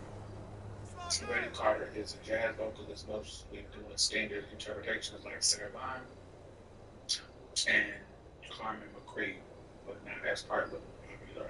I got a little concerned. Freddie Carter is a great jazz vocal of all time. She was OG Rochelle Farrell. I got a concern. I don't know who that is. I never heard of her. When I think of old school jazz, I think of Sarah Vaughan and Ella. It's coming out again.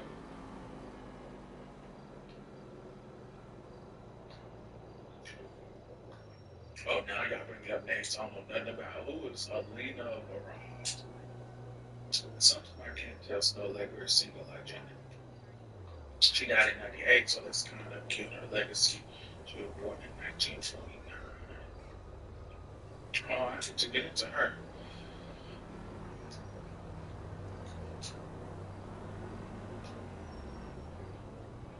Snuff with the slender. Who am I slandering? Who am I slandering? I think I heard of her, right? I never heard of Betty Carter.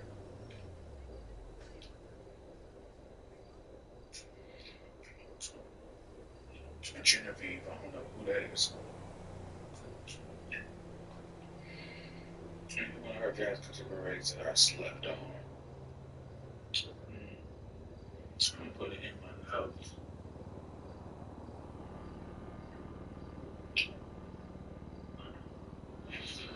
Betty Carter Jazz. The slander of who? Who was the slander?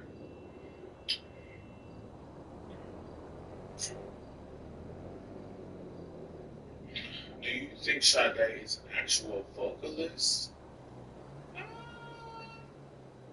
What is the criteria of vocalist? What is the criteria of the person who says she's not a vocalist? Yeah, Nancy Wilson is a jazz icon to me. Nancy is slaves. What's the criteria of a vocalist? Like, to me, it's somebody who uses their instrument in a great way, in a unique, great way. And I consider Sade that. I don't go to Sade for powerhouse. I don't go to Sade for runs. I go to Sade for a pure tone and sound that is created around her voice. It's just a unique. Sade is a band, and so everybody, I listen to her for that.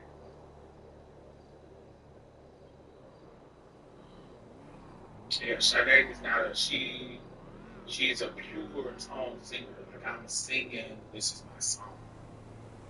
This is my music.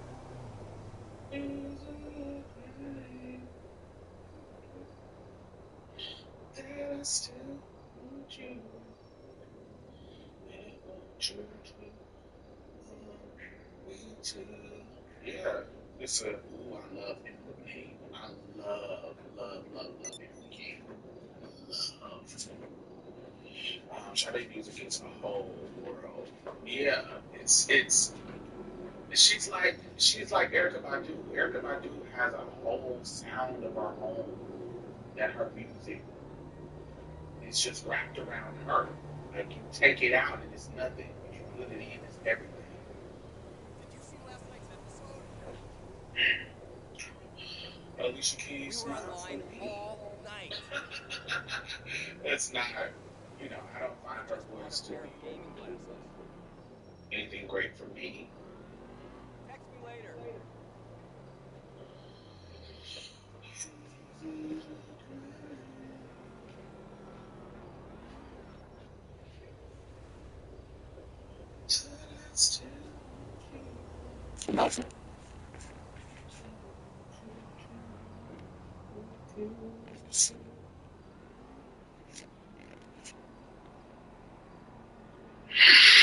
Are you more of a tenor or a baritone? I am a baritone. My chest voice is baritone, but I have a 4 range octave. Well, no, 5. If you count my lows, because I can hit bass notes too.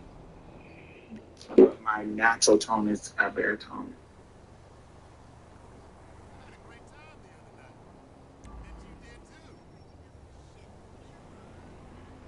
That's right. I'm confident.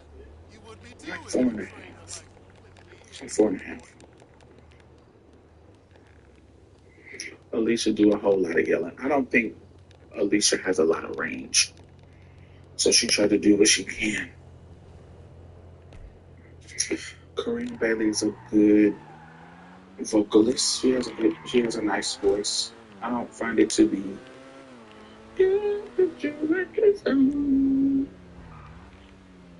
it's too youthful for me. I need something a little bit darker. Yeah, your lows are sickening. I would love to hear you harmonize with a group.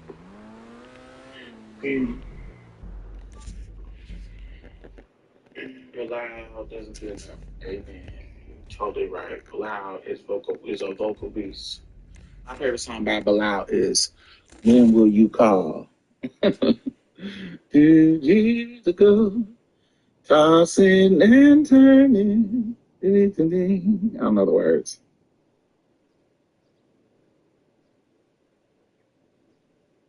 Tim sounds like a boy to me. Every time I hear it, not bad, but Tim's, I don't be knowing. I thought she was an African boy.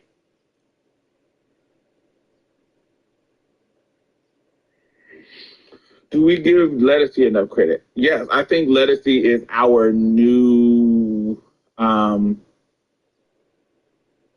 what what what Patti LaBelle was in the late '90s and early 2000s. You remember they would pop Patti LaBelle out when we needed to do a tribute. That's what they do to Lettucey now. Lettucey, honey, you want her to do a tribute? She gonna come sing the house down. People know she's gonna sing it. Lettucey is another singer. Yeah, she's a powerhouse. She has the range. She can scat. My favorite song by Lettucey is one of her old pre-fame songs called "You Are My Friend."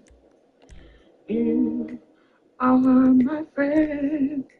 You are my friend. It's really simple, but her vocal on it kills it. Like there's a bridge that she does, and she kind of scats during it, and I love when people mix R&B and jazz, and so like if you scat on or something and you give me a harmony, and she kills it. It's called "You Are My Friend," so look it up. It's sickening. It's a simple song. She's just talking about somebody being her friend, but she kills the bridge. Janelle doesn't get enough as a vocalist. I find Janelle to be an artist, and I think that she used her vocals to the best of her ability for her art, and it sounds amazing. Um,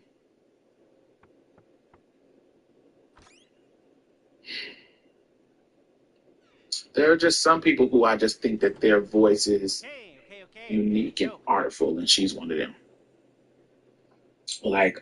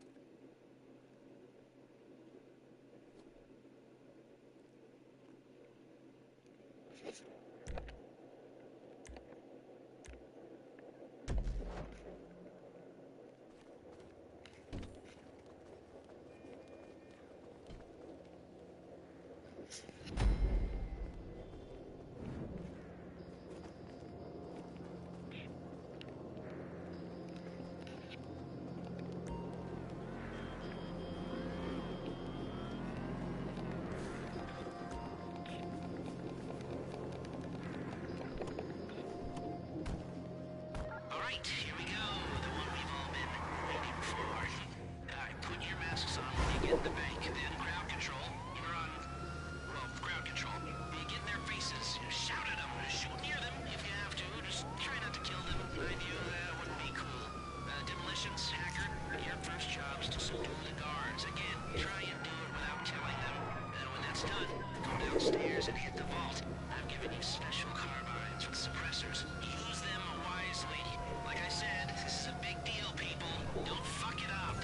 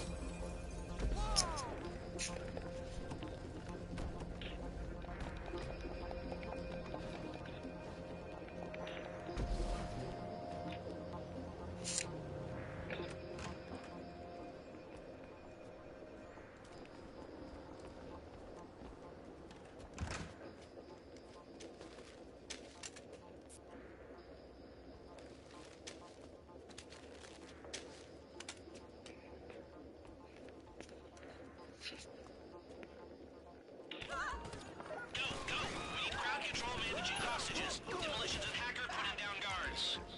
Again, try not to kill the hostages. If this goes to shit, we'll need collateral. The guards are down? Okay, demolitions, blow the first gate. Charges are on a timer. Keep that in mind. Remember, the gates you're going through are a special alloy. Only the thermal charges you got from the convoy will work on them. Stay in control. If they think you're weak, they might try something. Demolitions through the first gate. Crowd control, get behind there and get your guns in the tellers. Now, there's a second gate that'll get you access to the lower level. Blow it.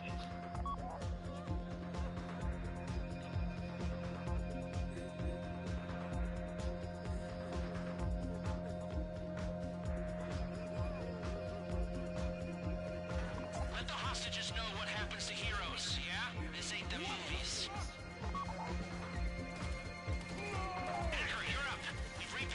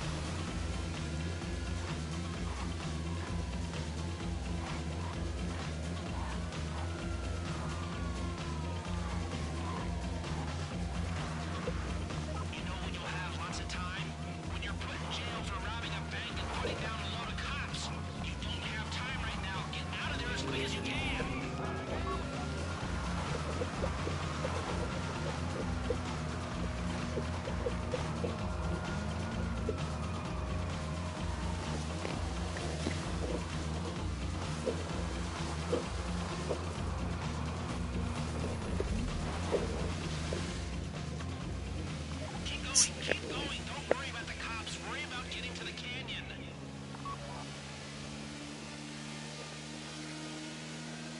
Okay, you're coming into Chiliad State Park. We're almost out of this. Almost. Keep following your GPS. It'll take you through the forest, around the hills, toward the canyon.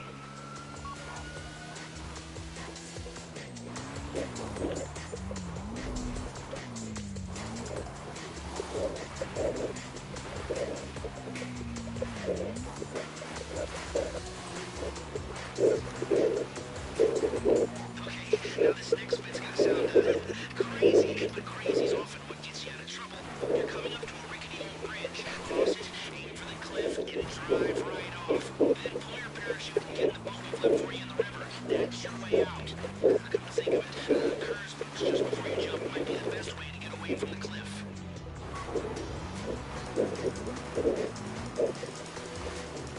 Soon as you're airborne, ditch your bikes and start gliding. That's easy, right? Coming from a guy who walks with a cane.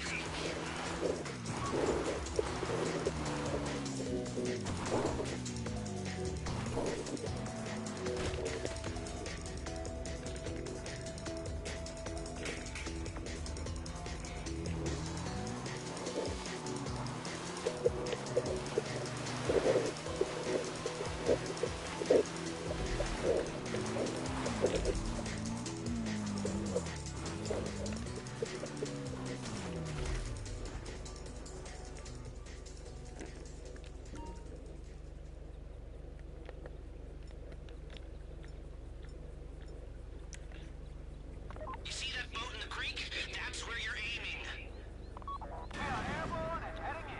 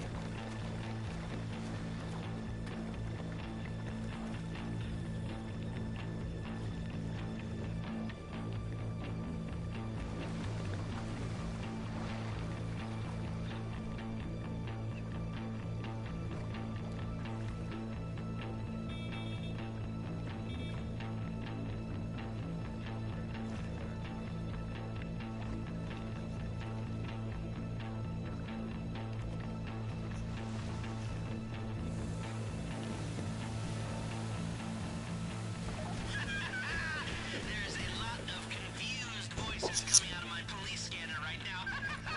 You know what? I might have just pulled this off. Maybe I am a genius after all.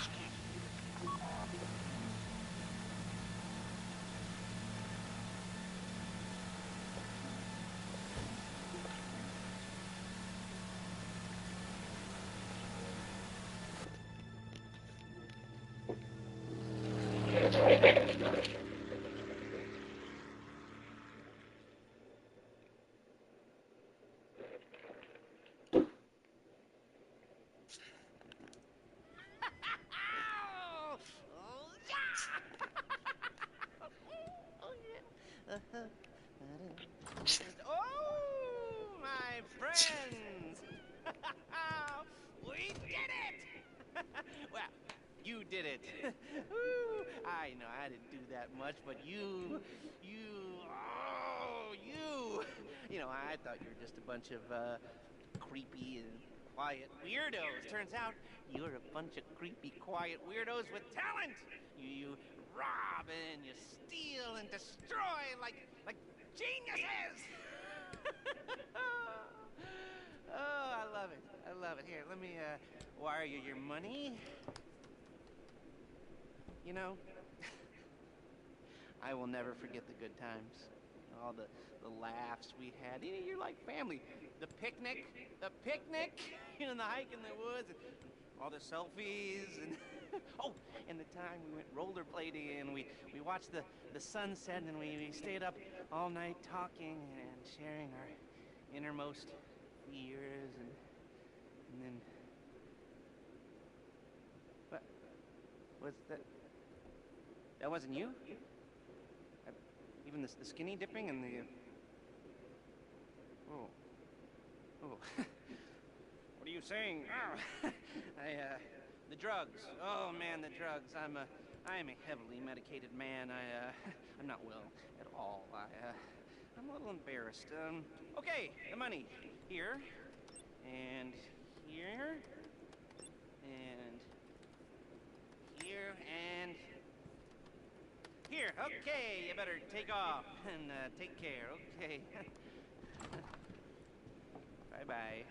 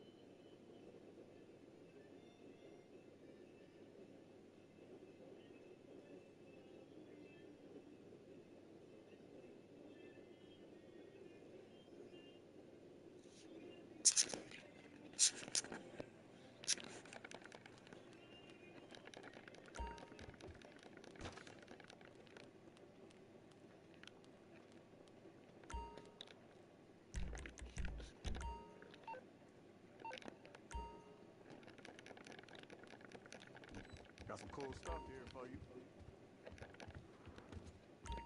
What can I get you?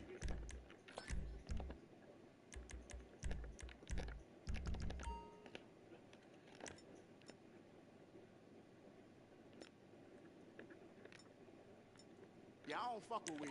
Makes me anxious. But every time Lamar walks in smiling like that, I want to try it again.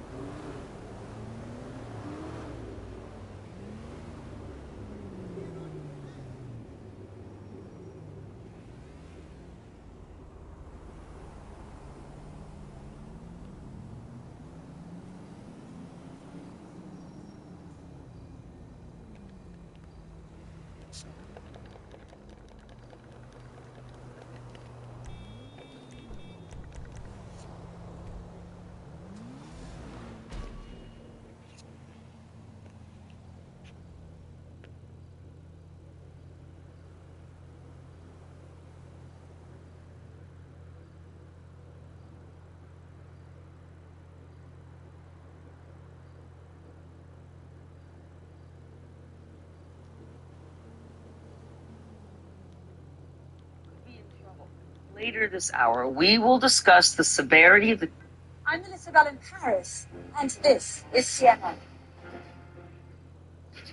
The guarantees remain after the latest round of Ukraine peace talks. U.S. Defense Secretary Pete Hegseth doubles down on military strikes against suspected drug boats, and an artist puts the faces of famous people on robotic dogs. We'll tell you why. Live from New York, this is CNN Newsroom. Ukrainian President Volodymyr Zelensky is expected to hold talks with European leaders in London this Monday to try and advance peace talks with Russia. It comes after a 3-day meeting between U.S. and Ukrainian officials in Miami that ended without a breakthrough. Now, the talks included U.S. Special Envoy Steve Witkoff and the president's son-in-law, Jared Kushner. Zelensky said he had a long and constructive phone call with both men and agreed on the next steps for talks. Earlier, the U.S. ambassador to NATO gave his take on developments. You know, we're close. We're closer than we've ever been to peace. And this is, you know, as President Trump has said, this is a tough situation to get to the right spot. And you know, ultimately, this war needs to end. It's been going on for almost 4 years with millions of casualties. Now, the latest talks came after Russia targeted Ukraine with one of its largest aerial assaults in months. More than 700 drones and missiles were detected across the country on Saturday. Ukraine said it intercepted most of them. At least 5 people were reportedly killed in those attacks.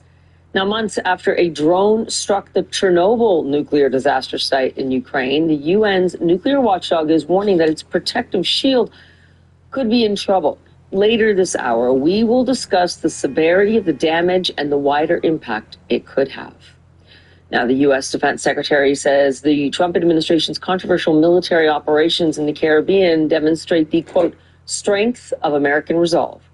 Pete Hegseth was speaking Saturday at the Ronald Reagan Defense Forum as scrutiny over the operation mounts.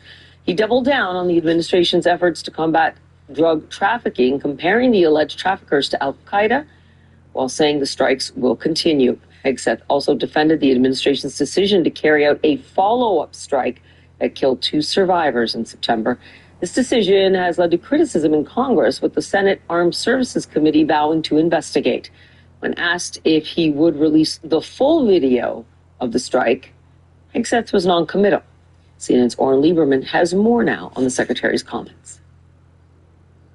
Defense Secretary Pete Hegseth spoke here at the Reagan National Defense Forum, and one of the key questions was how he would address the controversy around a double-tap strike on an alleged drug boat in the Caribbean from September 2nd. Well, Hegseth didn't back down at all. He said these strikes would continue. To date, there have been more than 20 strikes that have killed more than 80 people, and he said they were targeting what he described as narco-terrorists and compared the drugs they were carrying to chemical weapons.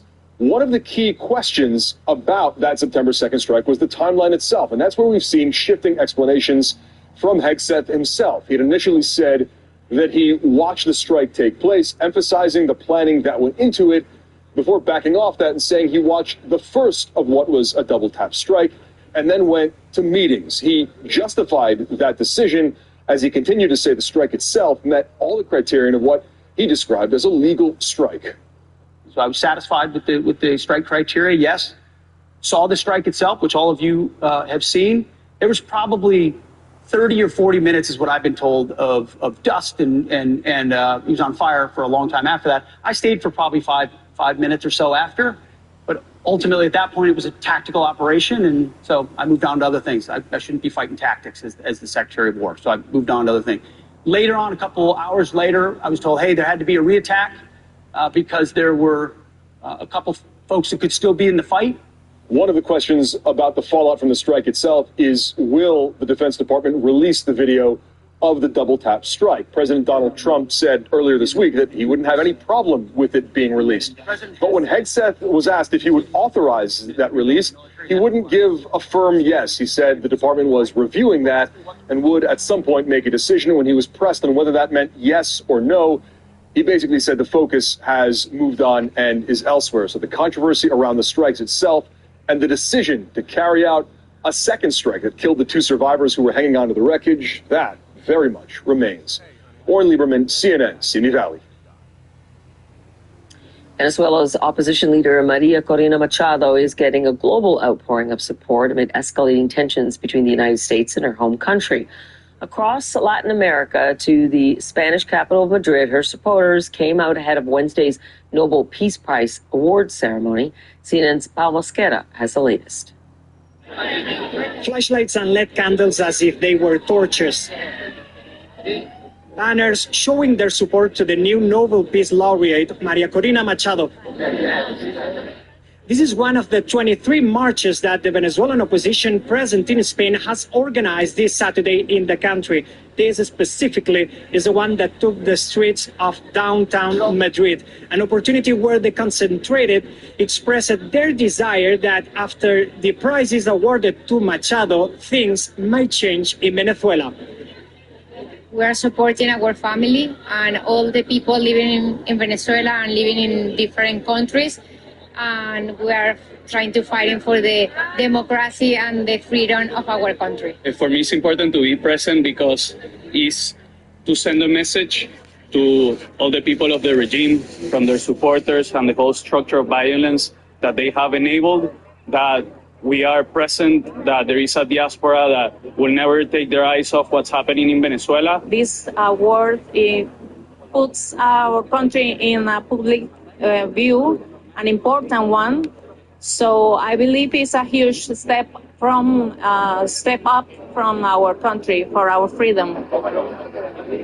While the hope of everyone involved in the march is that Machado can receive the Nobel in person, there are still some doubts about it.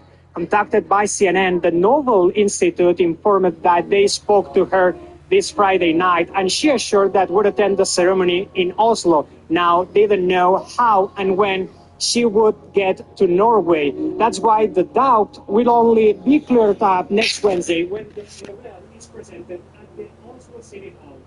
Paul Mosquera, CNN, Madrid. Qatar's Prime Minister warned at the Doha Forum that negotiations for the next phase of the Gaza ceasefire have reached a critical point. He said Qatar, Turkey, Egypt, and the United States were getting together to push ahead and make it happen. The Egyptian foreign minister accused Israel of daily violations of the ceasefire. He's calling for Israel to deploy along the Yellow Line meant to separate its forces from unoccupied areas. The Qatari Prime Minister outlined what he believes is necessary to move forward.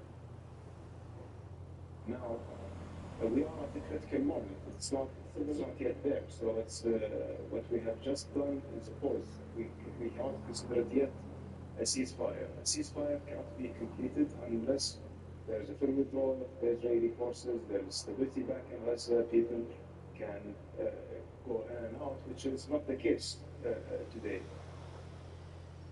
Now, Israel says they have fired at or struck militants when and because they crossed the yellow line. Also at Doha, Syria's president accused Israel of exporting crisis to other countries and, quote, fighting ghosts. I believe that since we arrived in Damascus, we sent positive messages regarding regional peace and stability, and we said very frankly that Syria will be a country of stability, and we are not concerned with a country that exports conflict, including to Israel. However, in return, Israel has met us with extreme violence, and Syria has suffered massive violations of our airspace, and we've been victim of over 1,000 airstrikes and over 400 incursions. Israel captured the strategic heights of Mount Hermon when the Assad regime fell. It said the occupation was temporary, but IDF forces will remain there today. Al-Shara said Israel should withdraw to the December 2024 lines and reinstate the 1974 deconfliction agreement that separated Syrian and Israeli forces. He warned against any attempt to alter that buffer. Dozens of people are dead after a fire ripped through a nightclub in western India. Officials in the resort region of Goa say at least 25 people were killed, including 4 tourists. CNN affiliate News 18 says the blaze is thought to have broken out after a cylinder exploded. Local news reports indicate most of the victims succumbed to burn injuries, while others died from suffocation. Okay, when we come back, it's a mashup of tech bros, robots, and dogs. We have a look at this bewildering futuristic art that reimagines the image of man's best friend.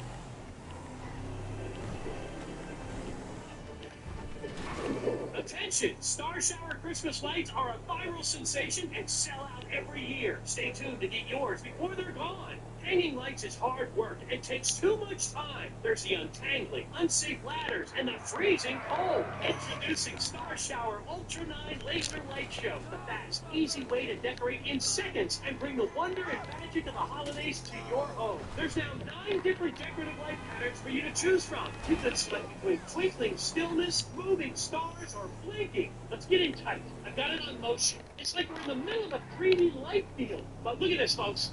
Look at the coverage. You've got thousands of Star Shower lights hitting the entire side of the house. It covers up to 3,200 square feet. With Star Shower, you can have lights way up high on the house where it's impossible to hang them, and even decorate shrubbery and trees. It's weather resistant and can withstand freezing temperatures. Just one string of lights can cost you up to $40, and that doesn't light up your house. Ultra 9 costs pennies to operate. This is amazing. I love it. We're going to have the back house on the farm. I want to have them every year. It's magical. Call or go online to order Star Shower Ultra 9 for just $39.99. Oh, wait, order now and get an instant $10 discount. So it's only $29.99. Now that's an amazing value. You can have our cold hard guarantee that Star Shower will work in any conditions or your money back. And find out how you can get the Star Shower remote. Forget going out in the cold to change your Star Shower pattern or color. Now just press a button from inside your cozy, warm home. Breaking news. Star Shower sells out every single year, so there's a strict limit of 3 per order. This year's supplies are limited, so call or click now. Call 1-800-273-6104. Visit ultra9.com. Call 1-800-273-6104. Visit ultra9.com. Order now.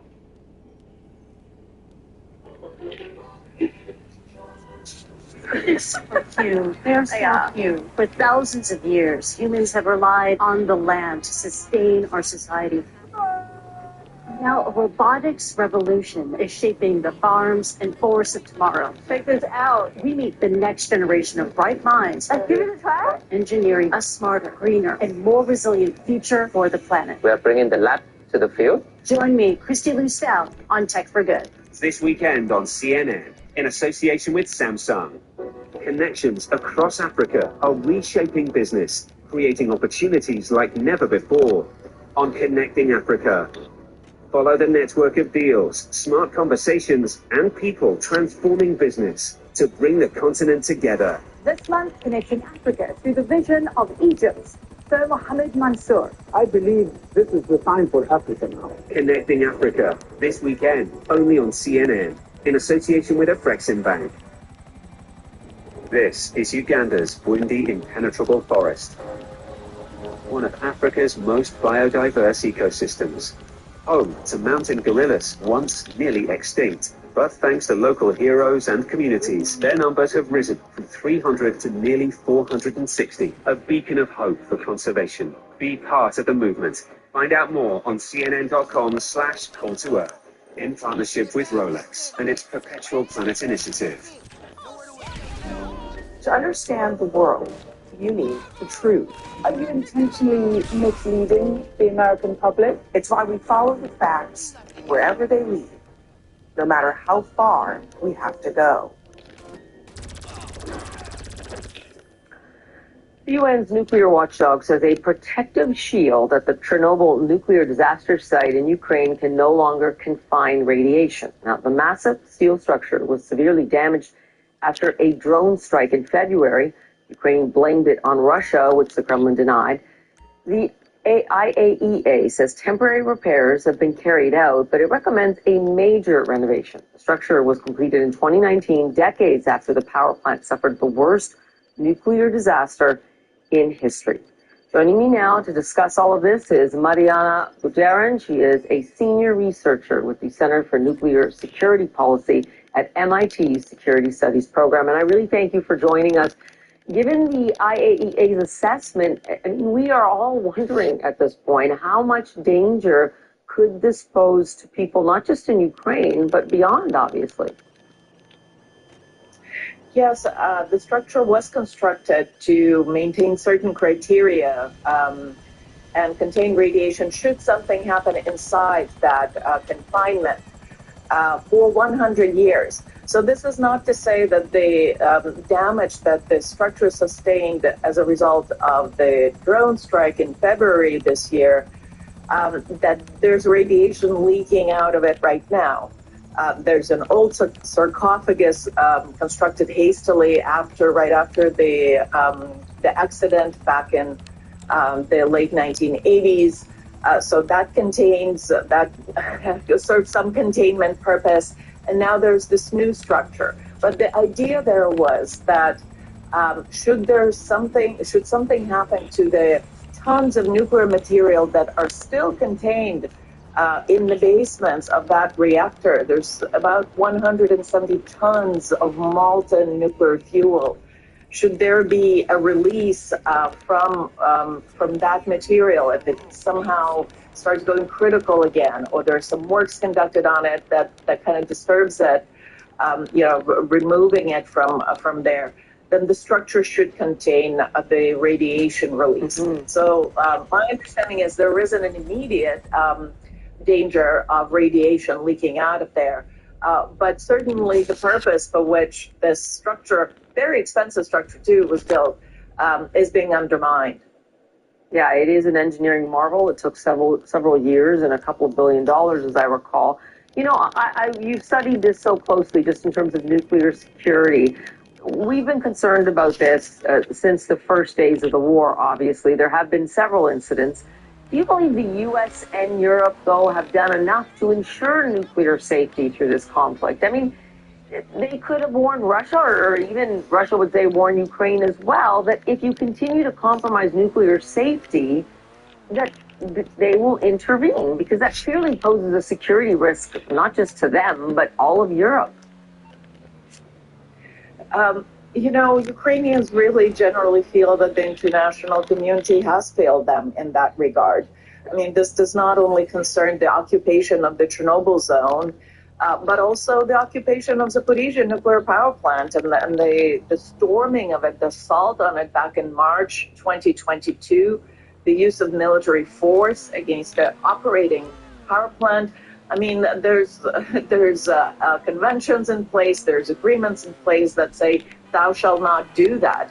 And a country that's a major stakeholder in the whole global system of nuclear energy governance is the one that's perpetrating these violations. And it seems that the rest of Europe, the West, international community writ large is powerless to stop it. I mean, the IAEA has been very active. There's been sort of 7 pillars, indispensable pillars of nuclear safety and security that was announced by DG Grossi. But, Russia is at will to break these, to violate these, and still occupies the largest nuclear power plant in Europe. It seems we are at a crossroads of looking very closely at what exactly can we do if something like that happens, God forbid, somewhere else in the world. And I don't have a lot of time left, but I want to ask you, do you believe there's more the IAEA could do in terms of perhaps trying to have more of a cordon around Chernobyl itself and perhaps Zaporizhia, or those Zaporizhia remains on the front lines here?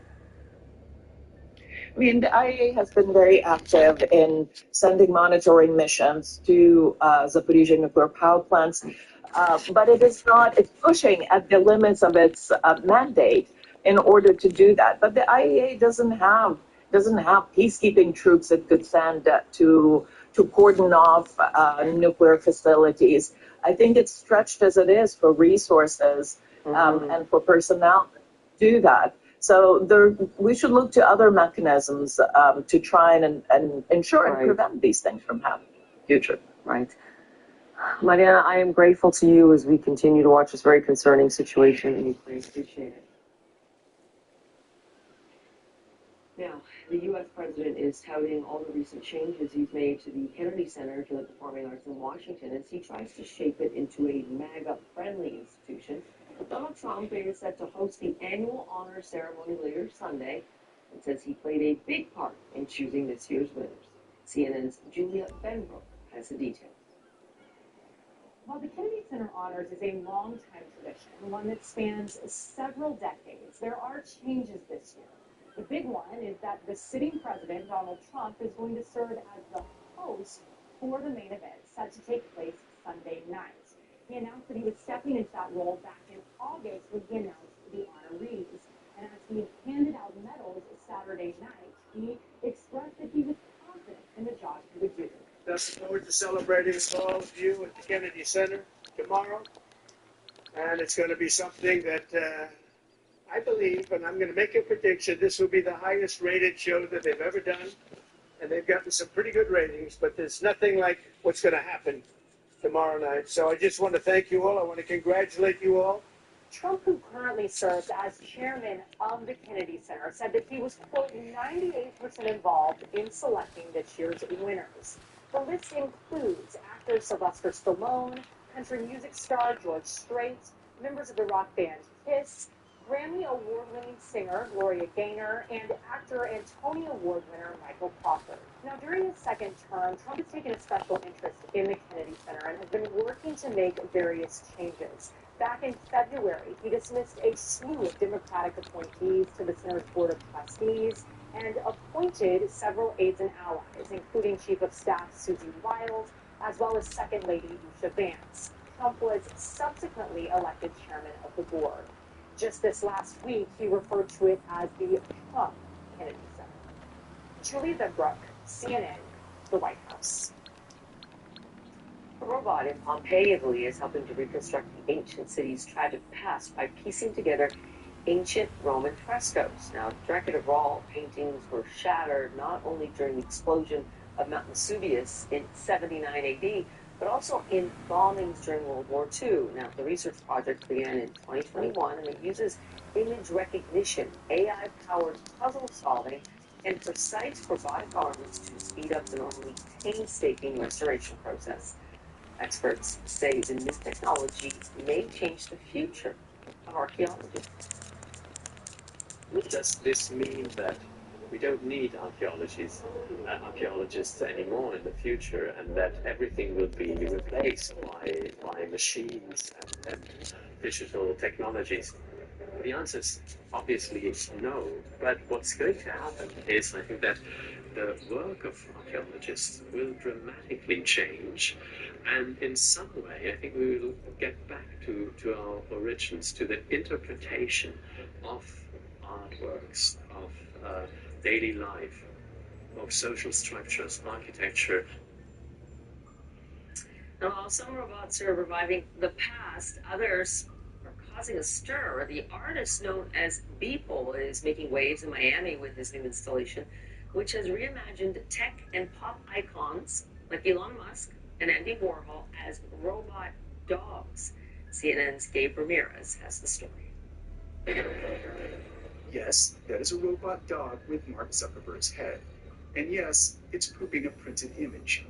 The artist known as Beeple created the robots, called regular animals, featured at Art Basel's 010 space, an exhibit of digital art during Miami Art Week. They're constantly taking pictures and sort of like reinterpreting the world through the lens of these different sort of like characters. They're sort of taking the prints and sort of like reinterpreting the world through the eyes of sort of like Andy Warhol and so on.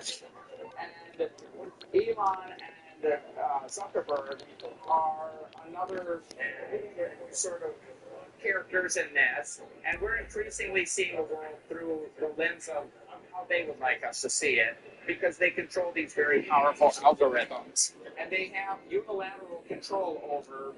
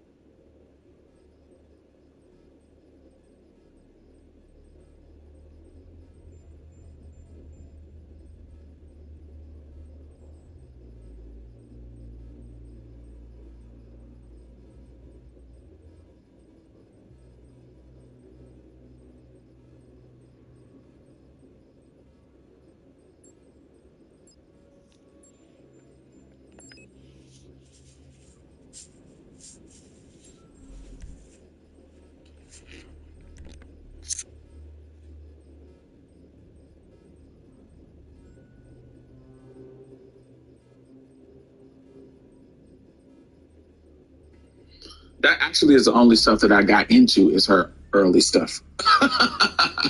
The newer stuff, I don't hate it, but I don't love it like I did her early stuff. Like when she did Android, just, yeah, when she was on, was it Wonderland? When she was under Diddy? Yeah. I like Janelle's voice. Yeah, I think that's a good answer.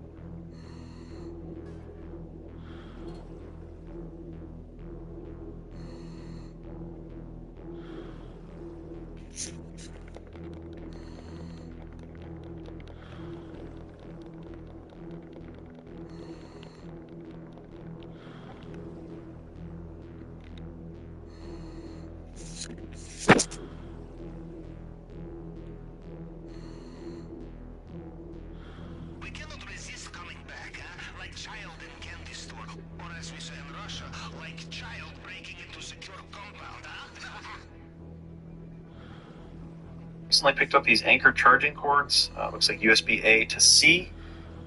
Durability is really, really good. It's kind of got this braided nylon here. It's generally bent in my truck, but doesn't show any signs of bending or tearing. I've had this for about 2 weeks with some pretty heavy use, and I would give it 5 stars. Recommend it to anybody.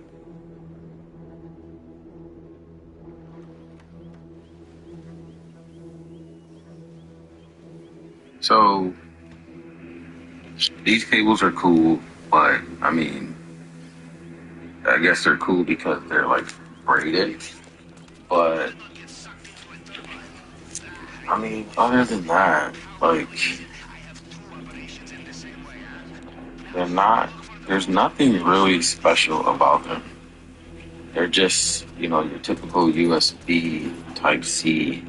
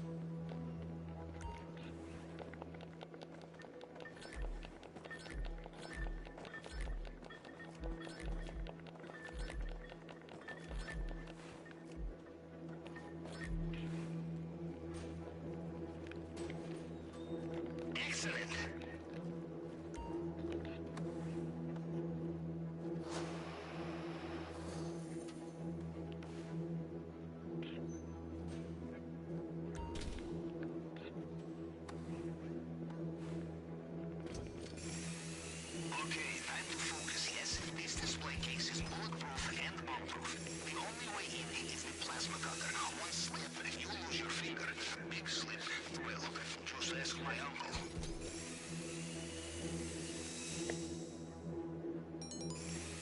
You know, once in the Baltic Sea, the submarine was so cold, the plasma in my plasma cutter froze. And somehow it's still overheated.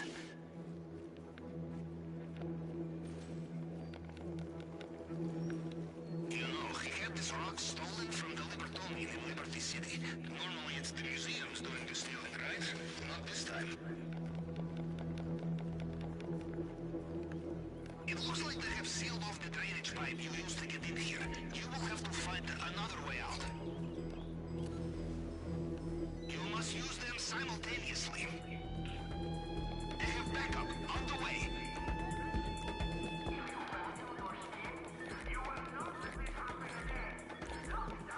If you see anything you like on the way out, do not be shy. Help yourself.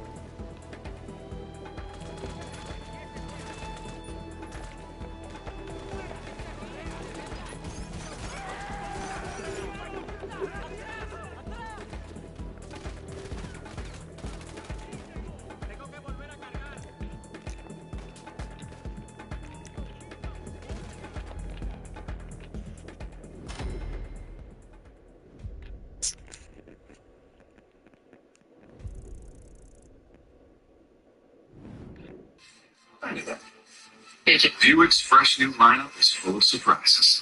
Get great deals on expectation Chevrolet model. And no interest for 72 months on most Buick models. Breakfast at Burger King just got bigger and better with a double sandwich. Double up your favorite breakfast meats on a buttery croissant with crispy bacon or sizzling sausage. Grab your favorite or grab them all. Get the double croissant.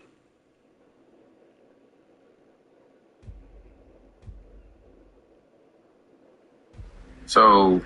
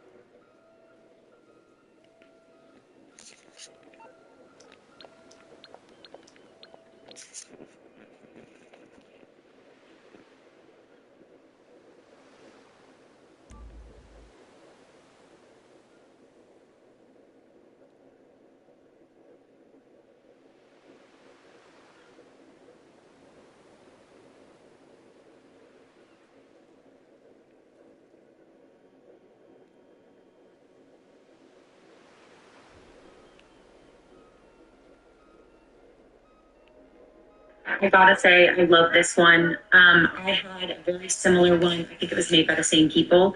But this part, the handle, was very plasticky, whereas this one feels a little bit more solid, almost more metal.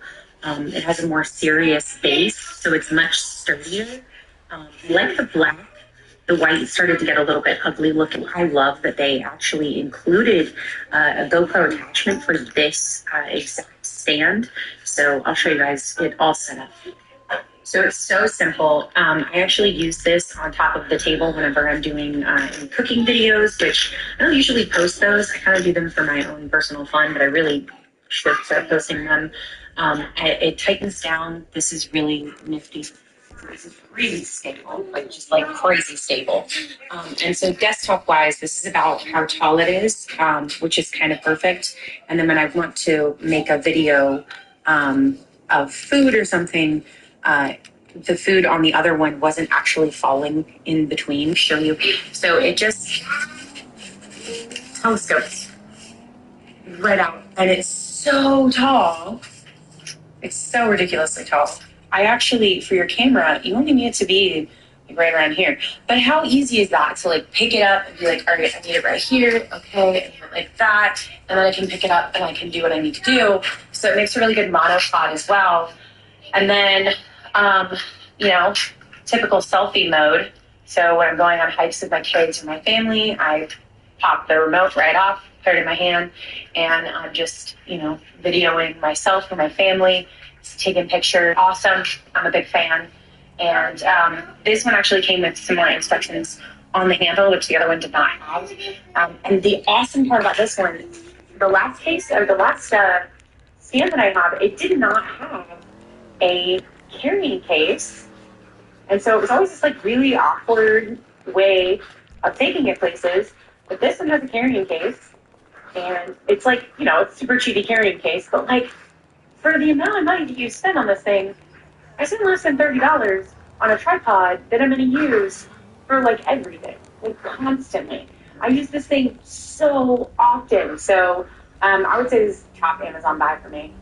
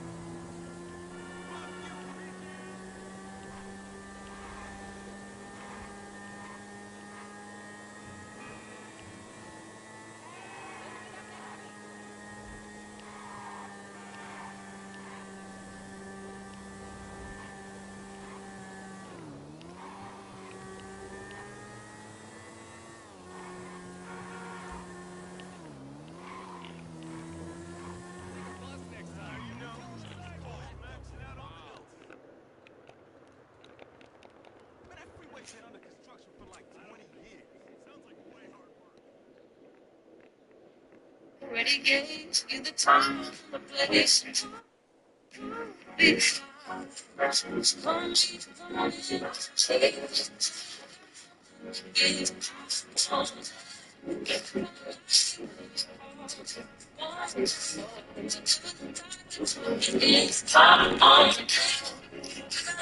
So this is what they use. So if whenever you're on a feeder and you have a phone on it, you press it to start it. Just like this is the really cool. You press it to start, press it to start, press it to start. It's very nice. Then when you have this, then you have your tripod. Even if you don't have a tripod, but when you have this, You don't need nobody to hold camera.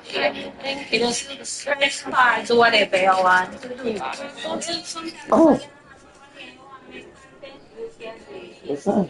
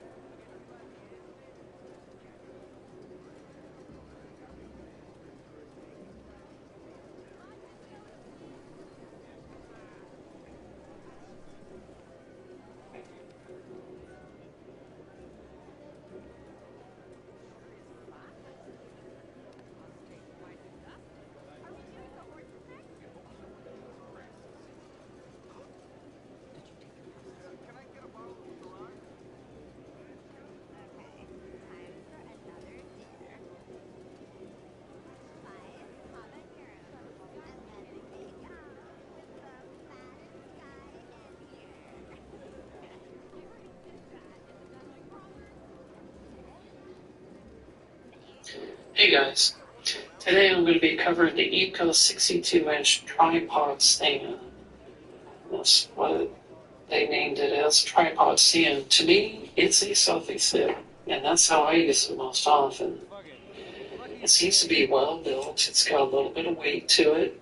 It's got a nice big handle on it. The big handle is easier to grip than the smaller handles, so that's a nice feature to have with the larger size handle.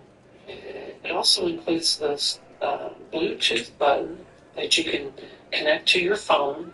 It's got a little slide switch here. When you slide it up, it turns it on and allows you to connect it to your phone. The button will take the picture for you from your phone, or if you're doing video, you can press it once and it'll start the video, or you can press it again and stop the video. And it's nice where they positioned it, because when you have the stick 62 inches fully extended, it makes it easier to press the button, and you don't have to use the timer on your phone. To give you an idea of how far that 62 inches is, that's pretty far. It's the longest selfie stick I've ever seen. Another great thing about this telescoping rod is that it has these grooves on either side. And what that does, it keeps the head from spinning. I've had selfie sticks where I've had a phone on it, and once you get it extended out, the telescope will spin, and your phone ends up going like this. So this won't do that because of the grooving, which is a nice to have. Now you can also put it in tripod mode, is what we'll call it.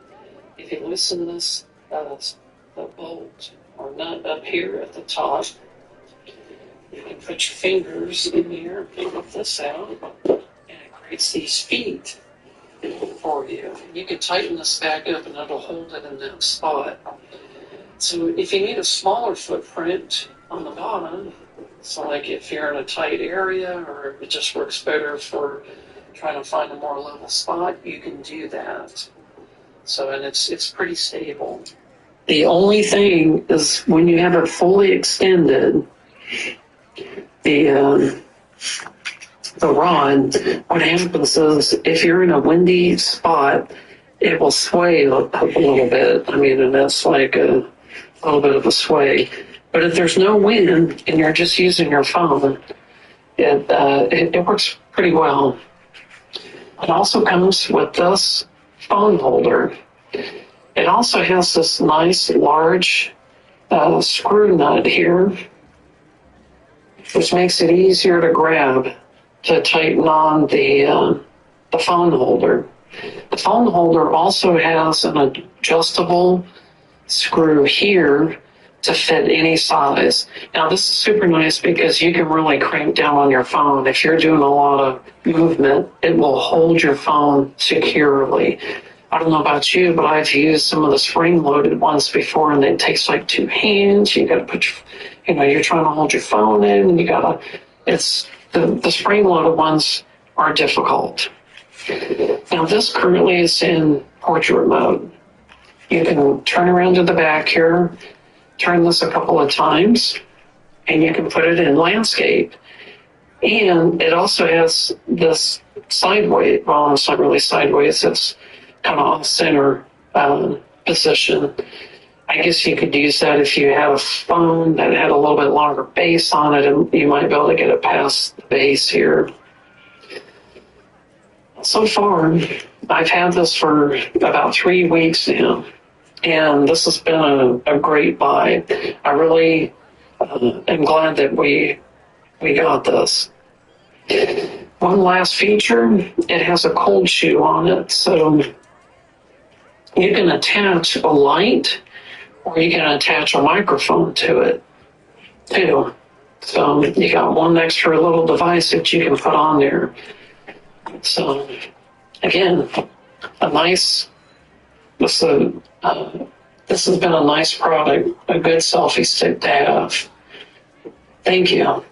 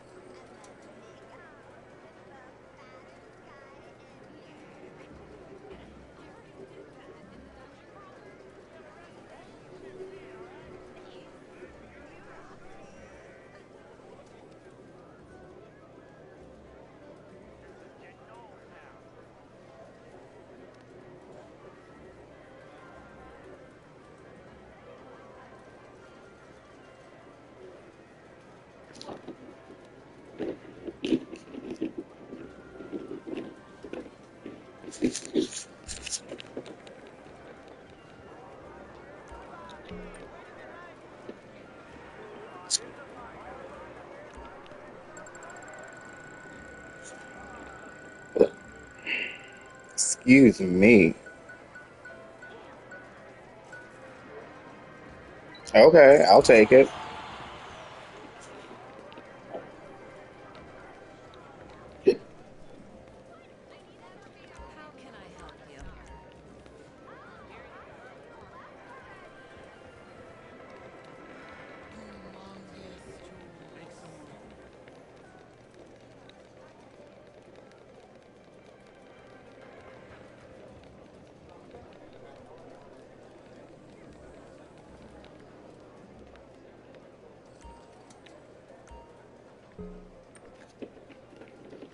Hi there. Welcome. Time to send in your bets.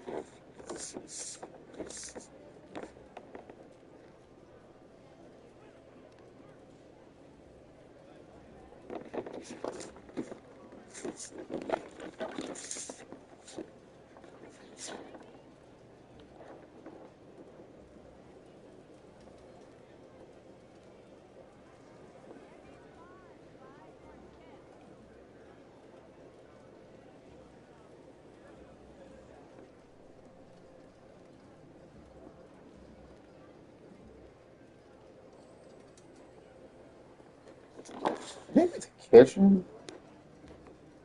Maybe the kitchen, maybe? But I could think of office and kitchen.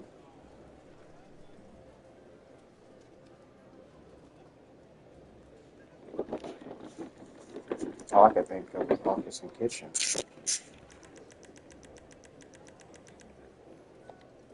Okay, bets are closed. Let's begin. There's a 13. That's 6. Another card? A 21. That's a 16.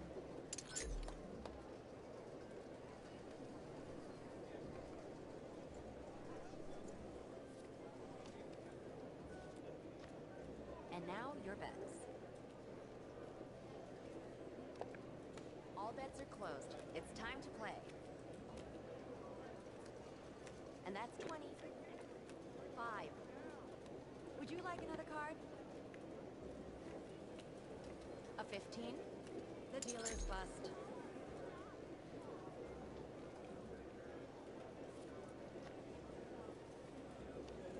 Your bets, please.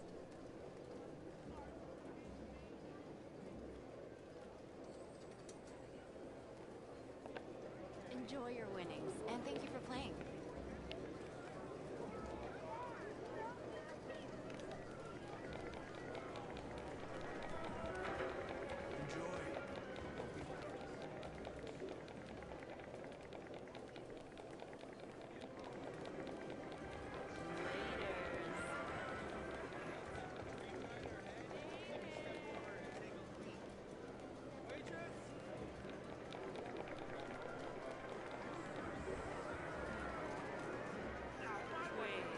Why doesn't it spin both ways?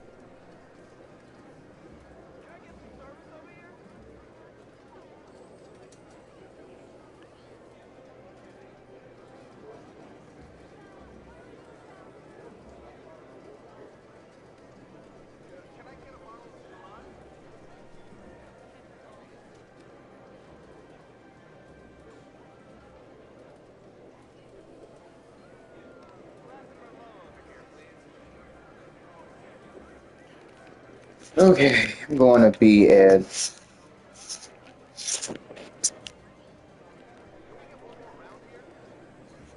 Y'all have a great night, and I will see y'all later.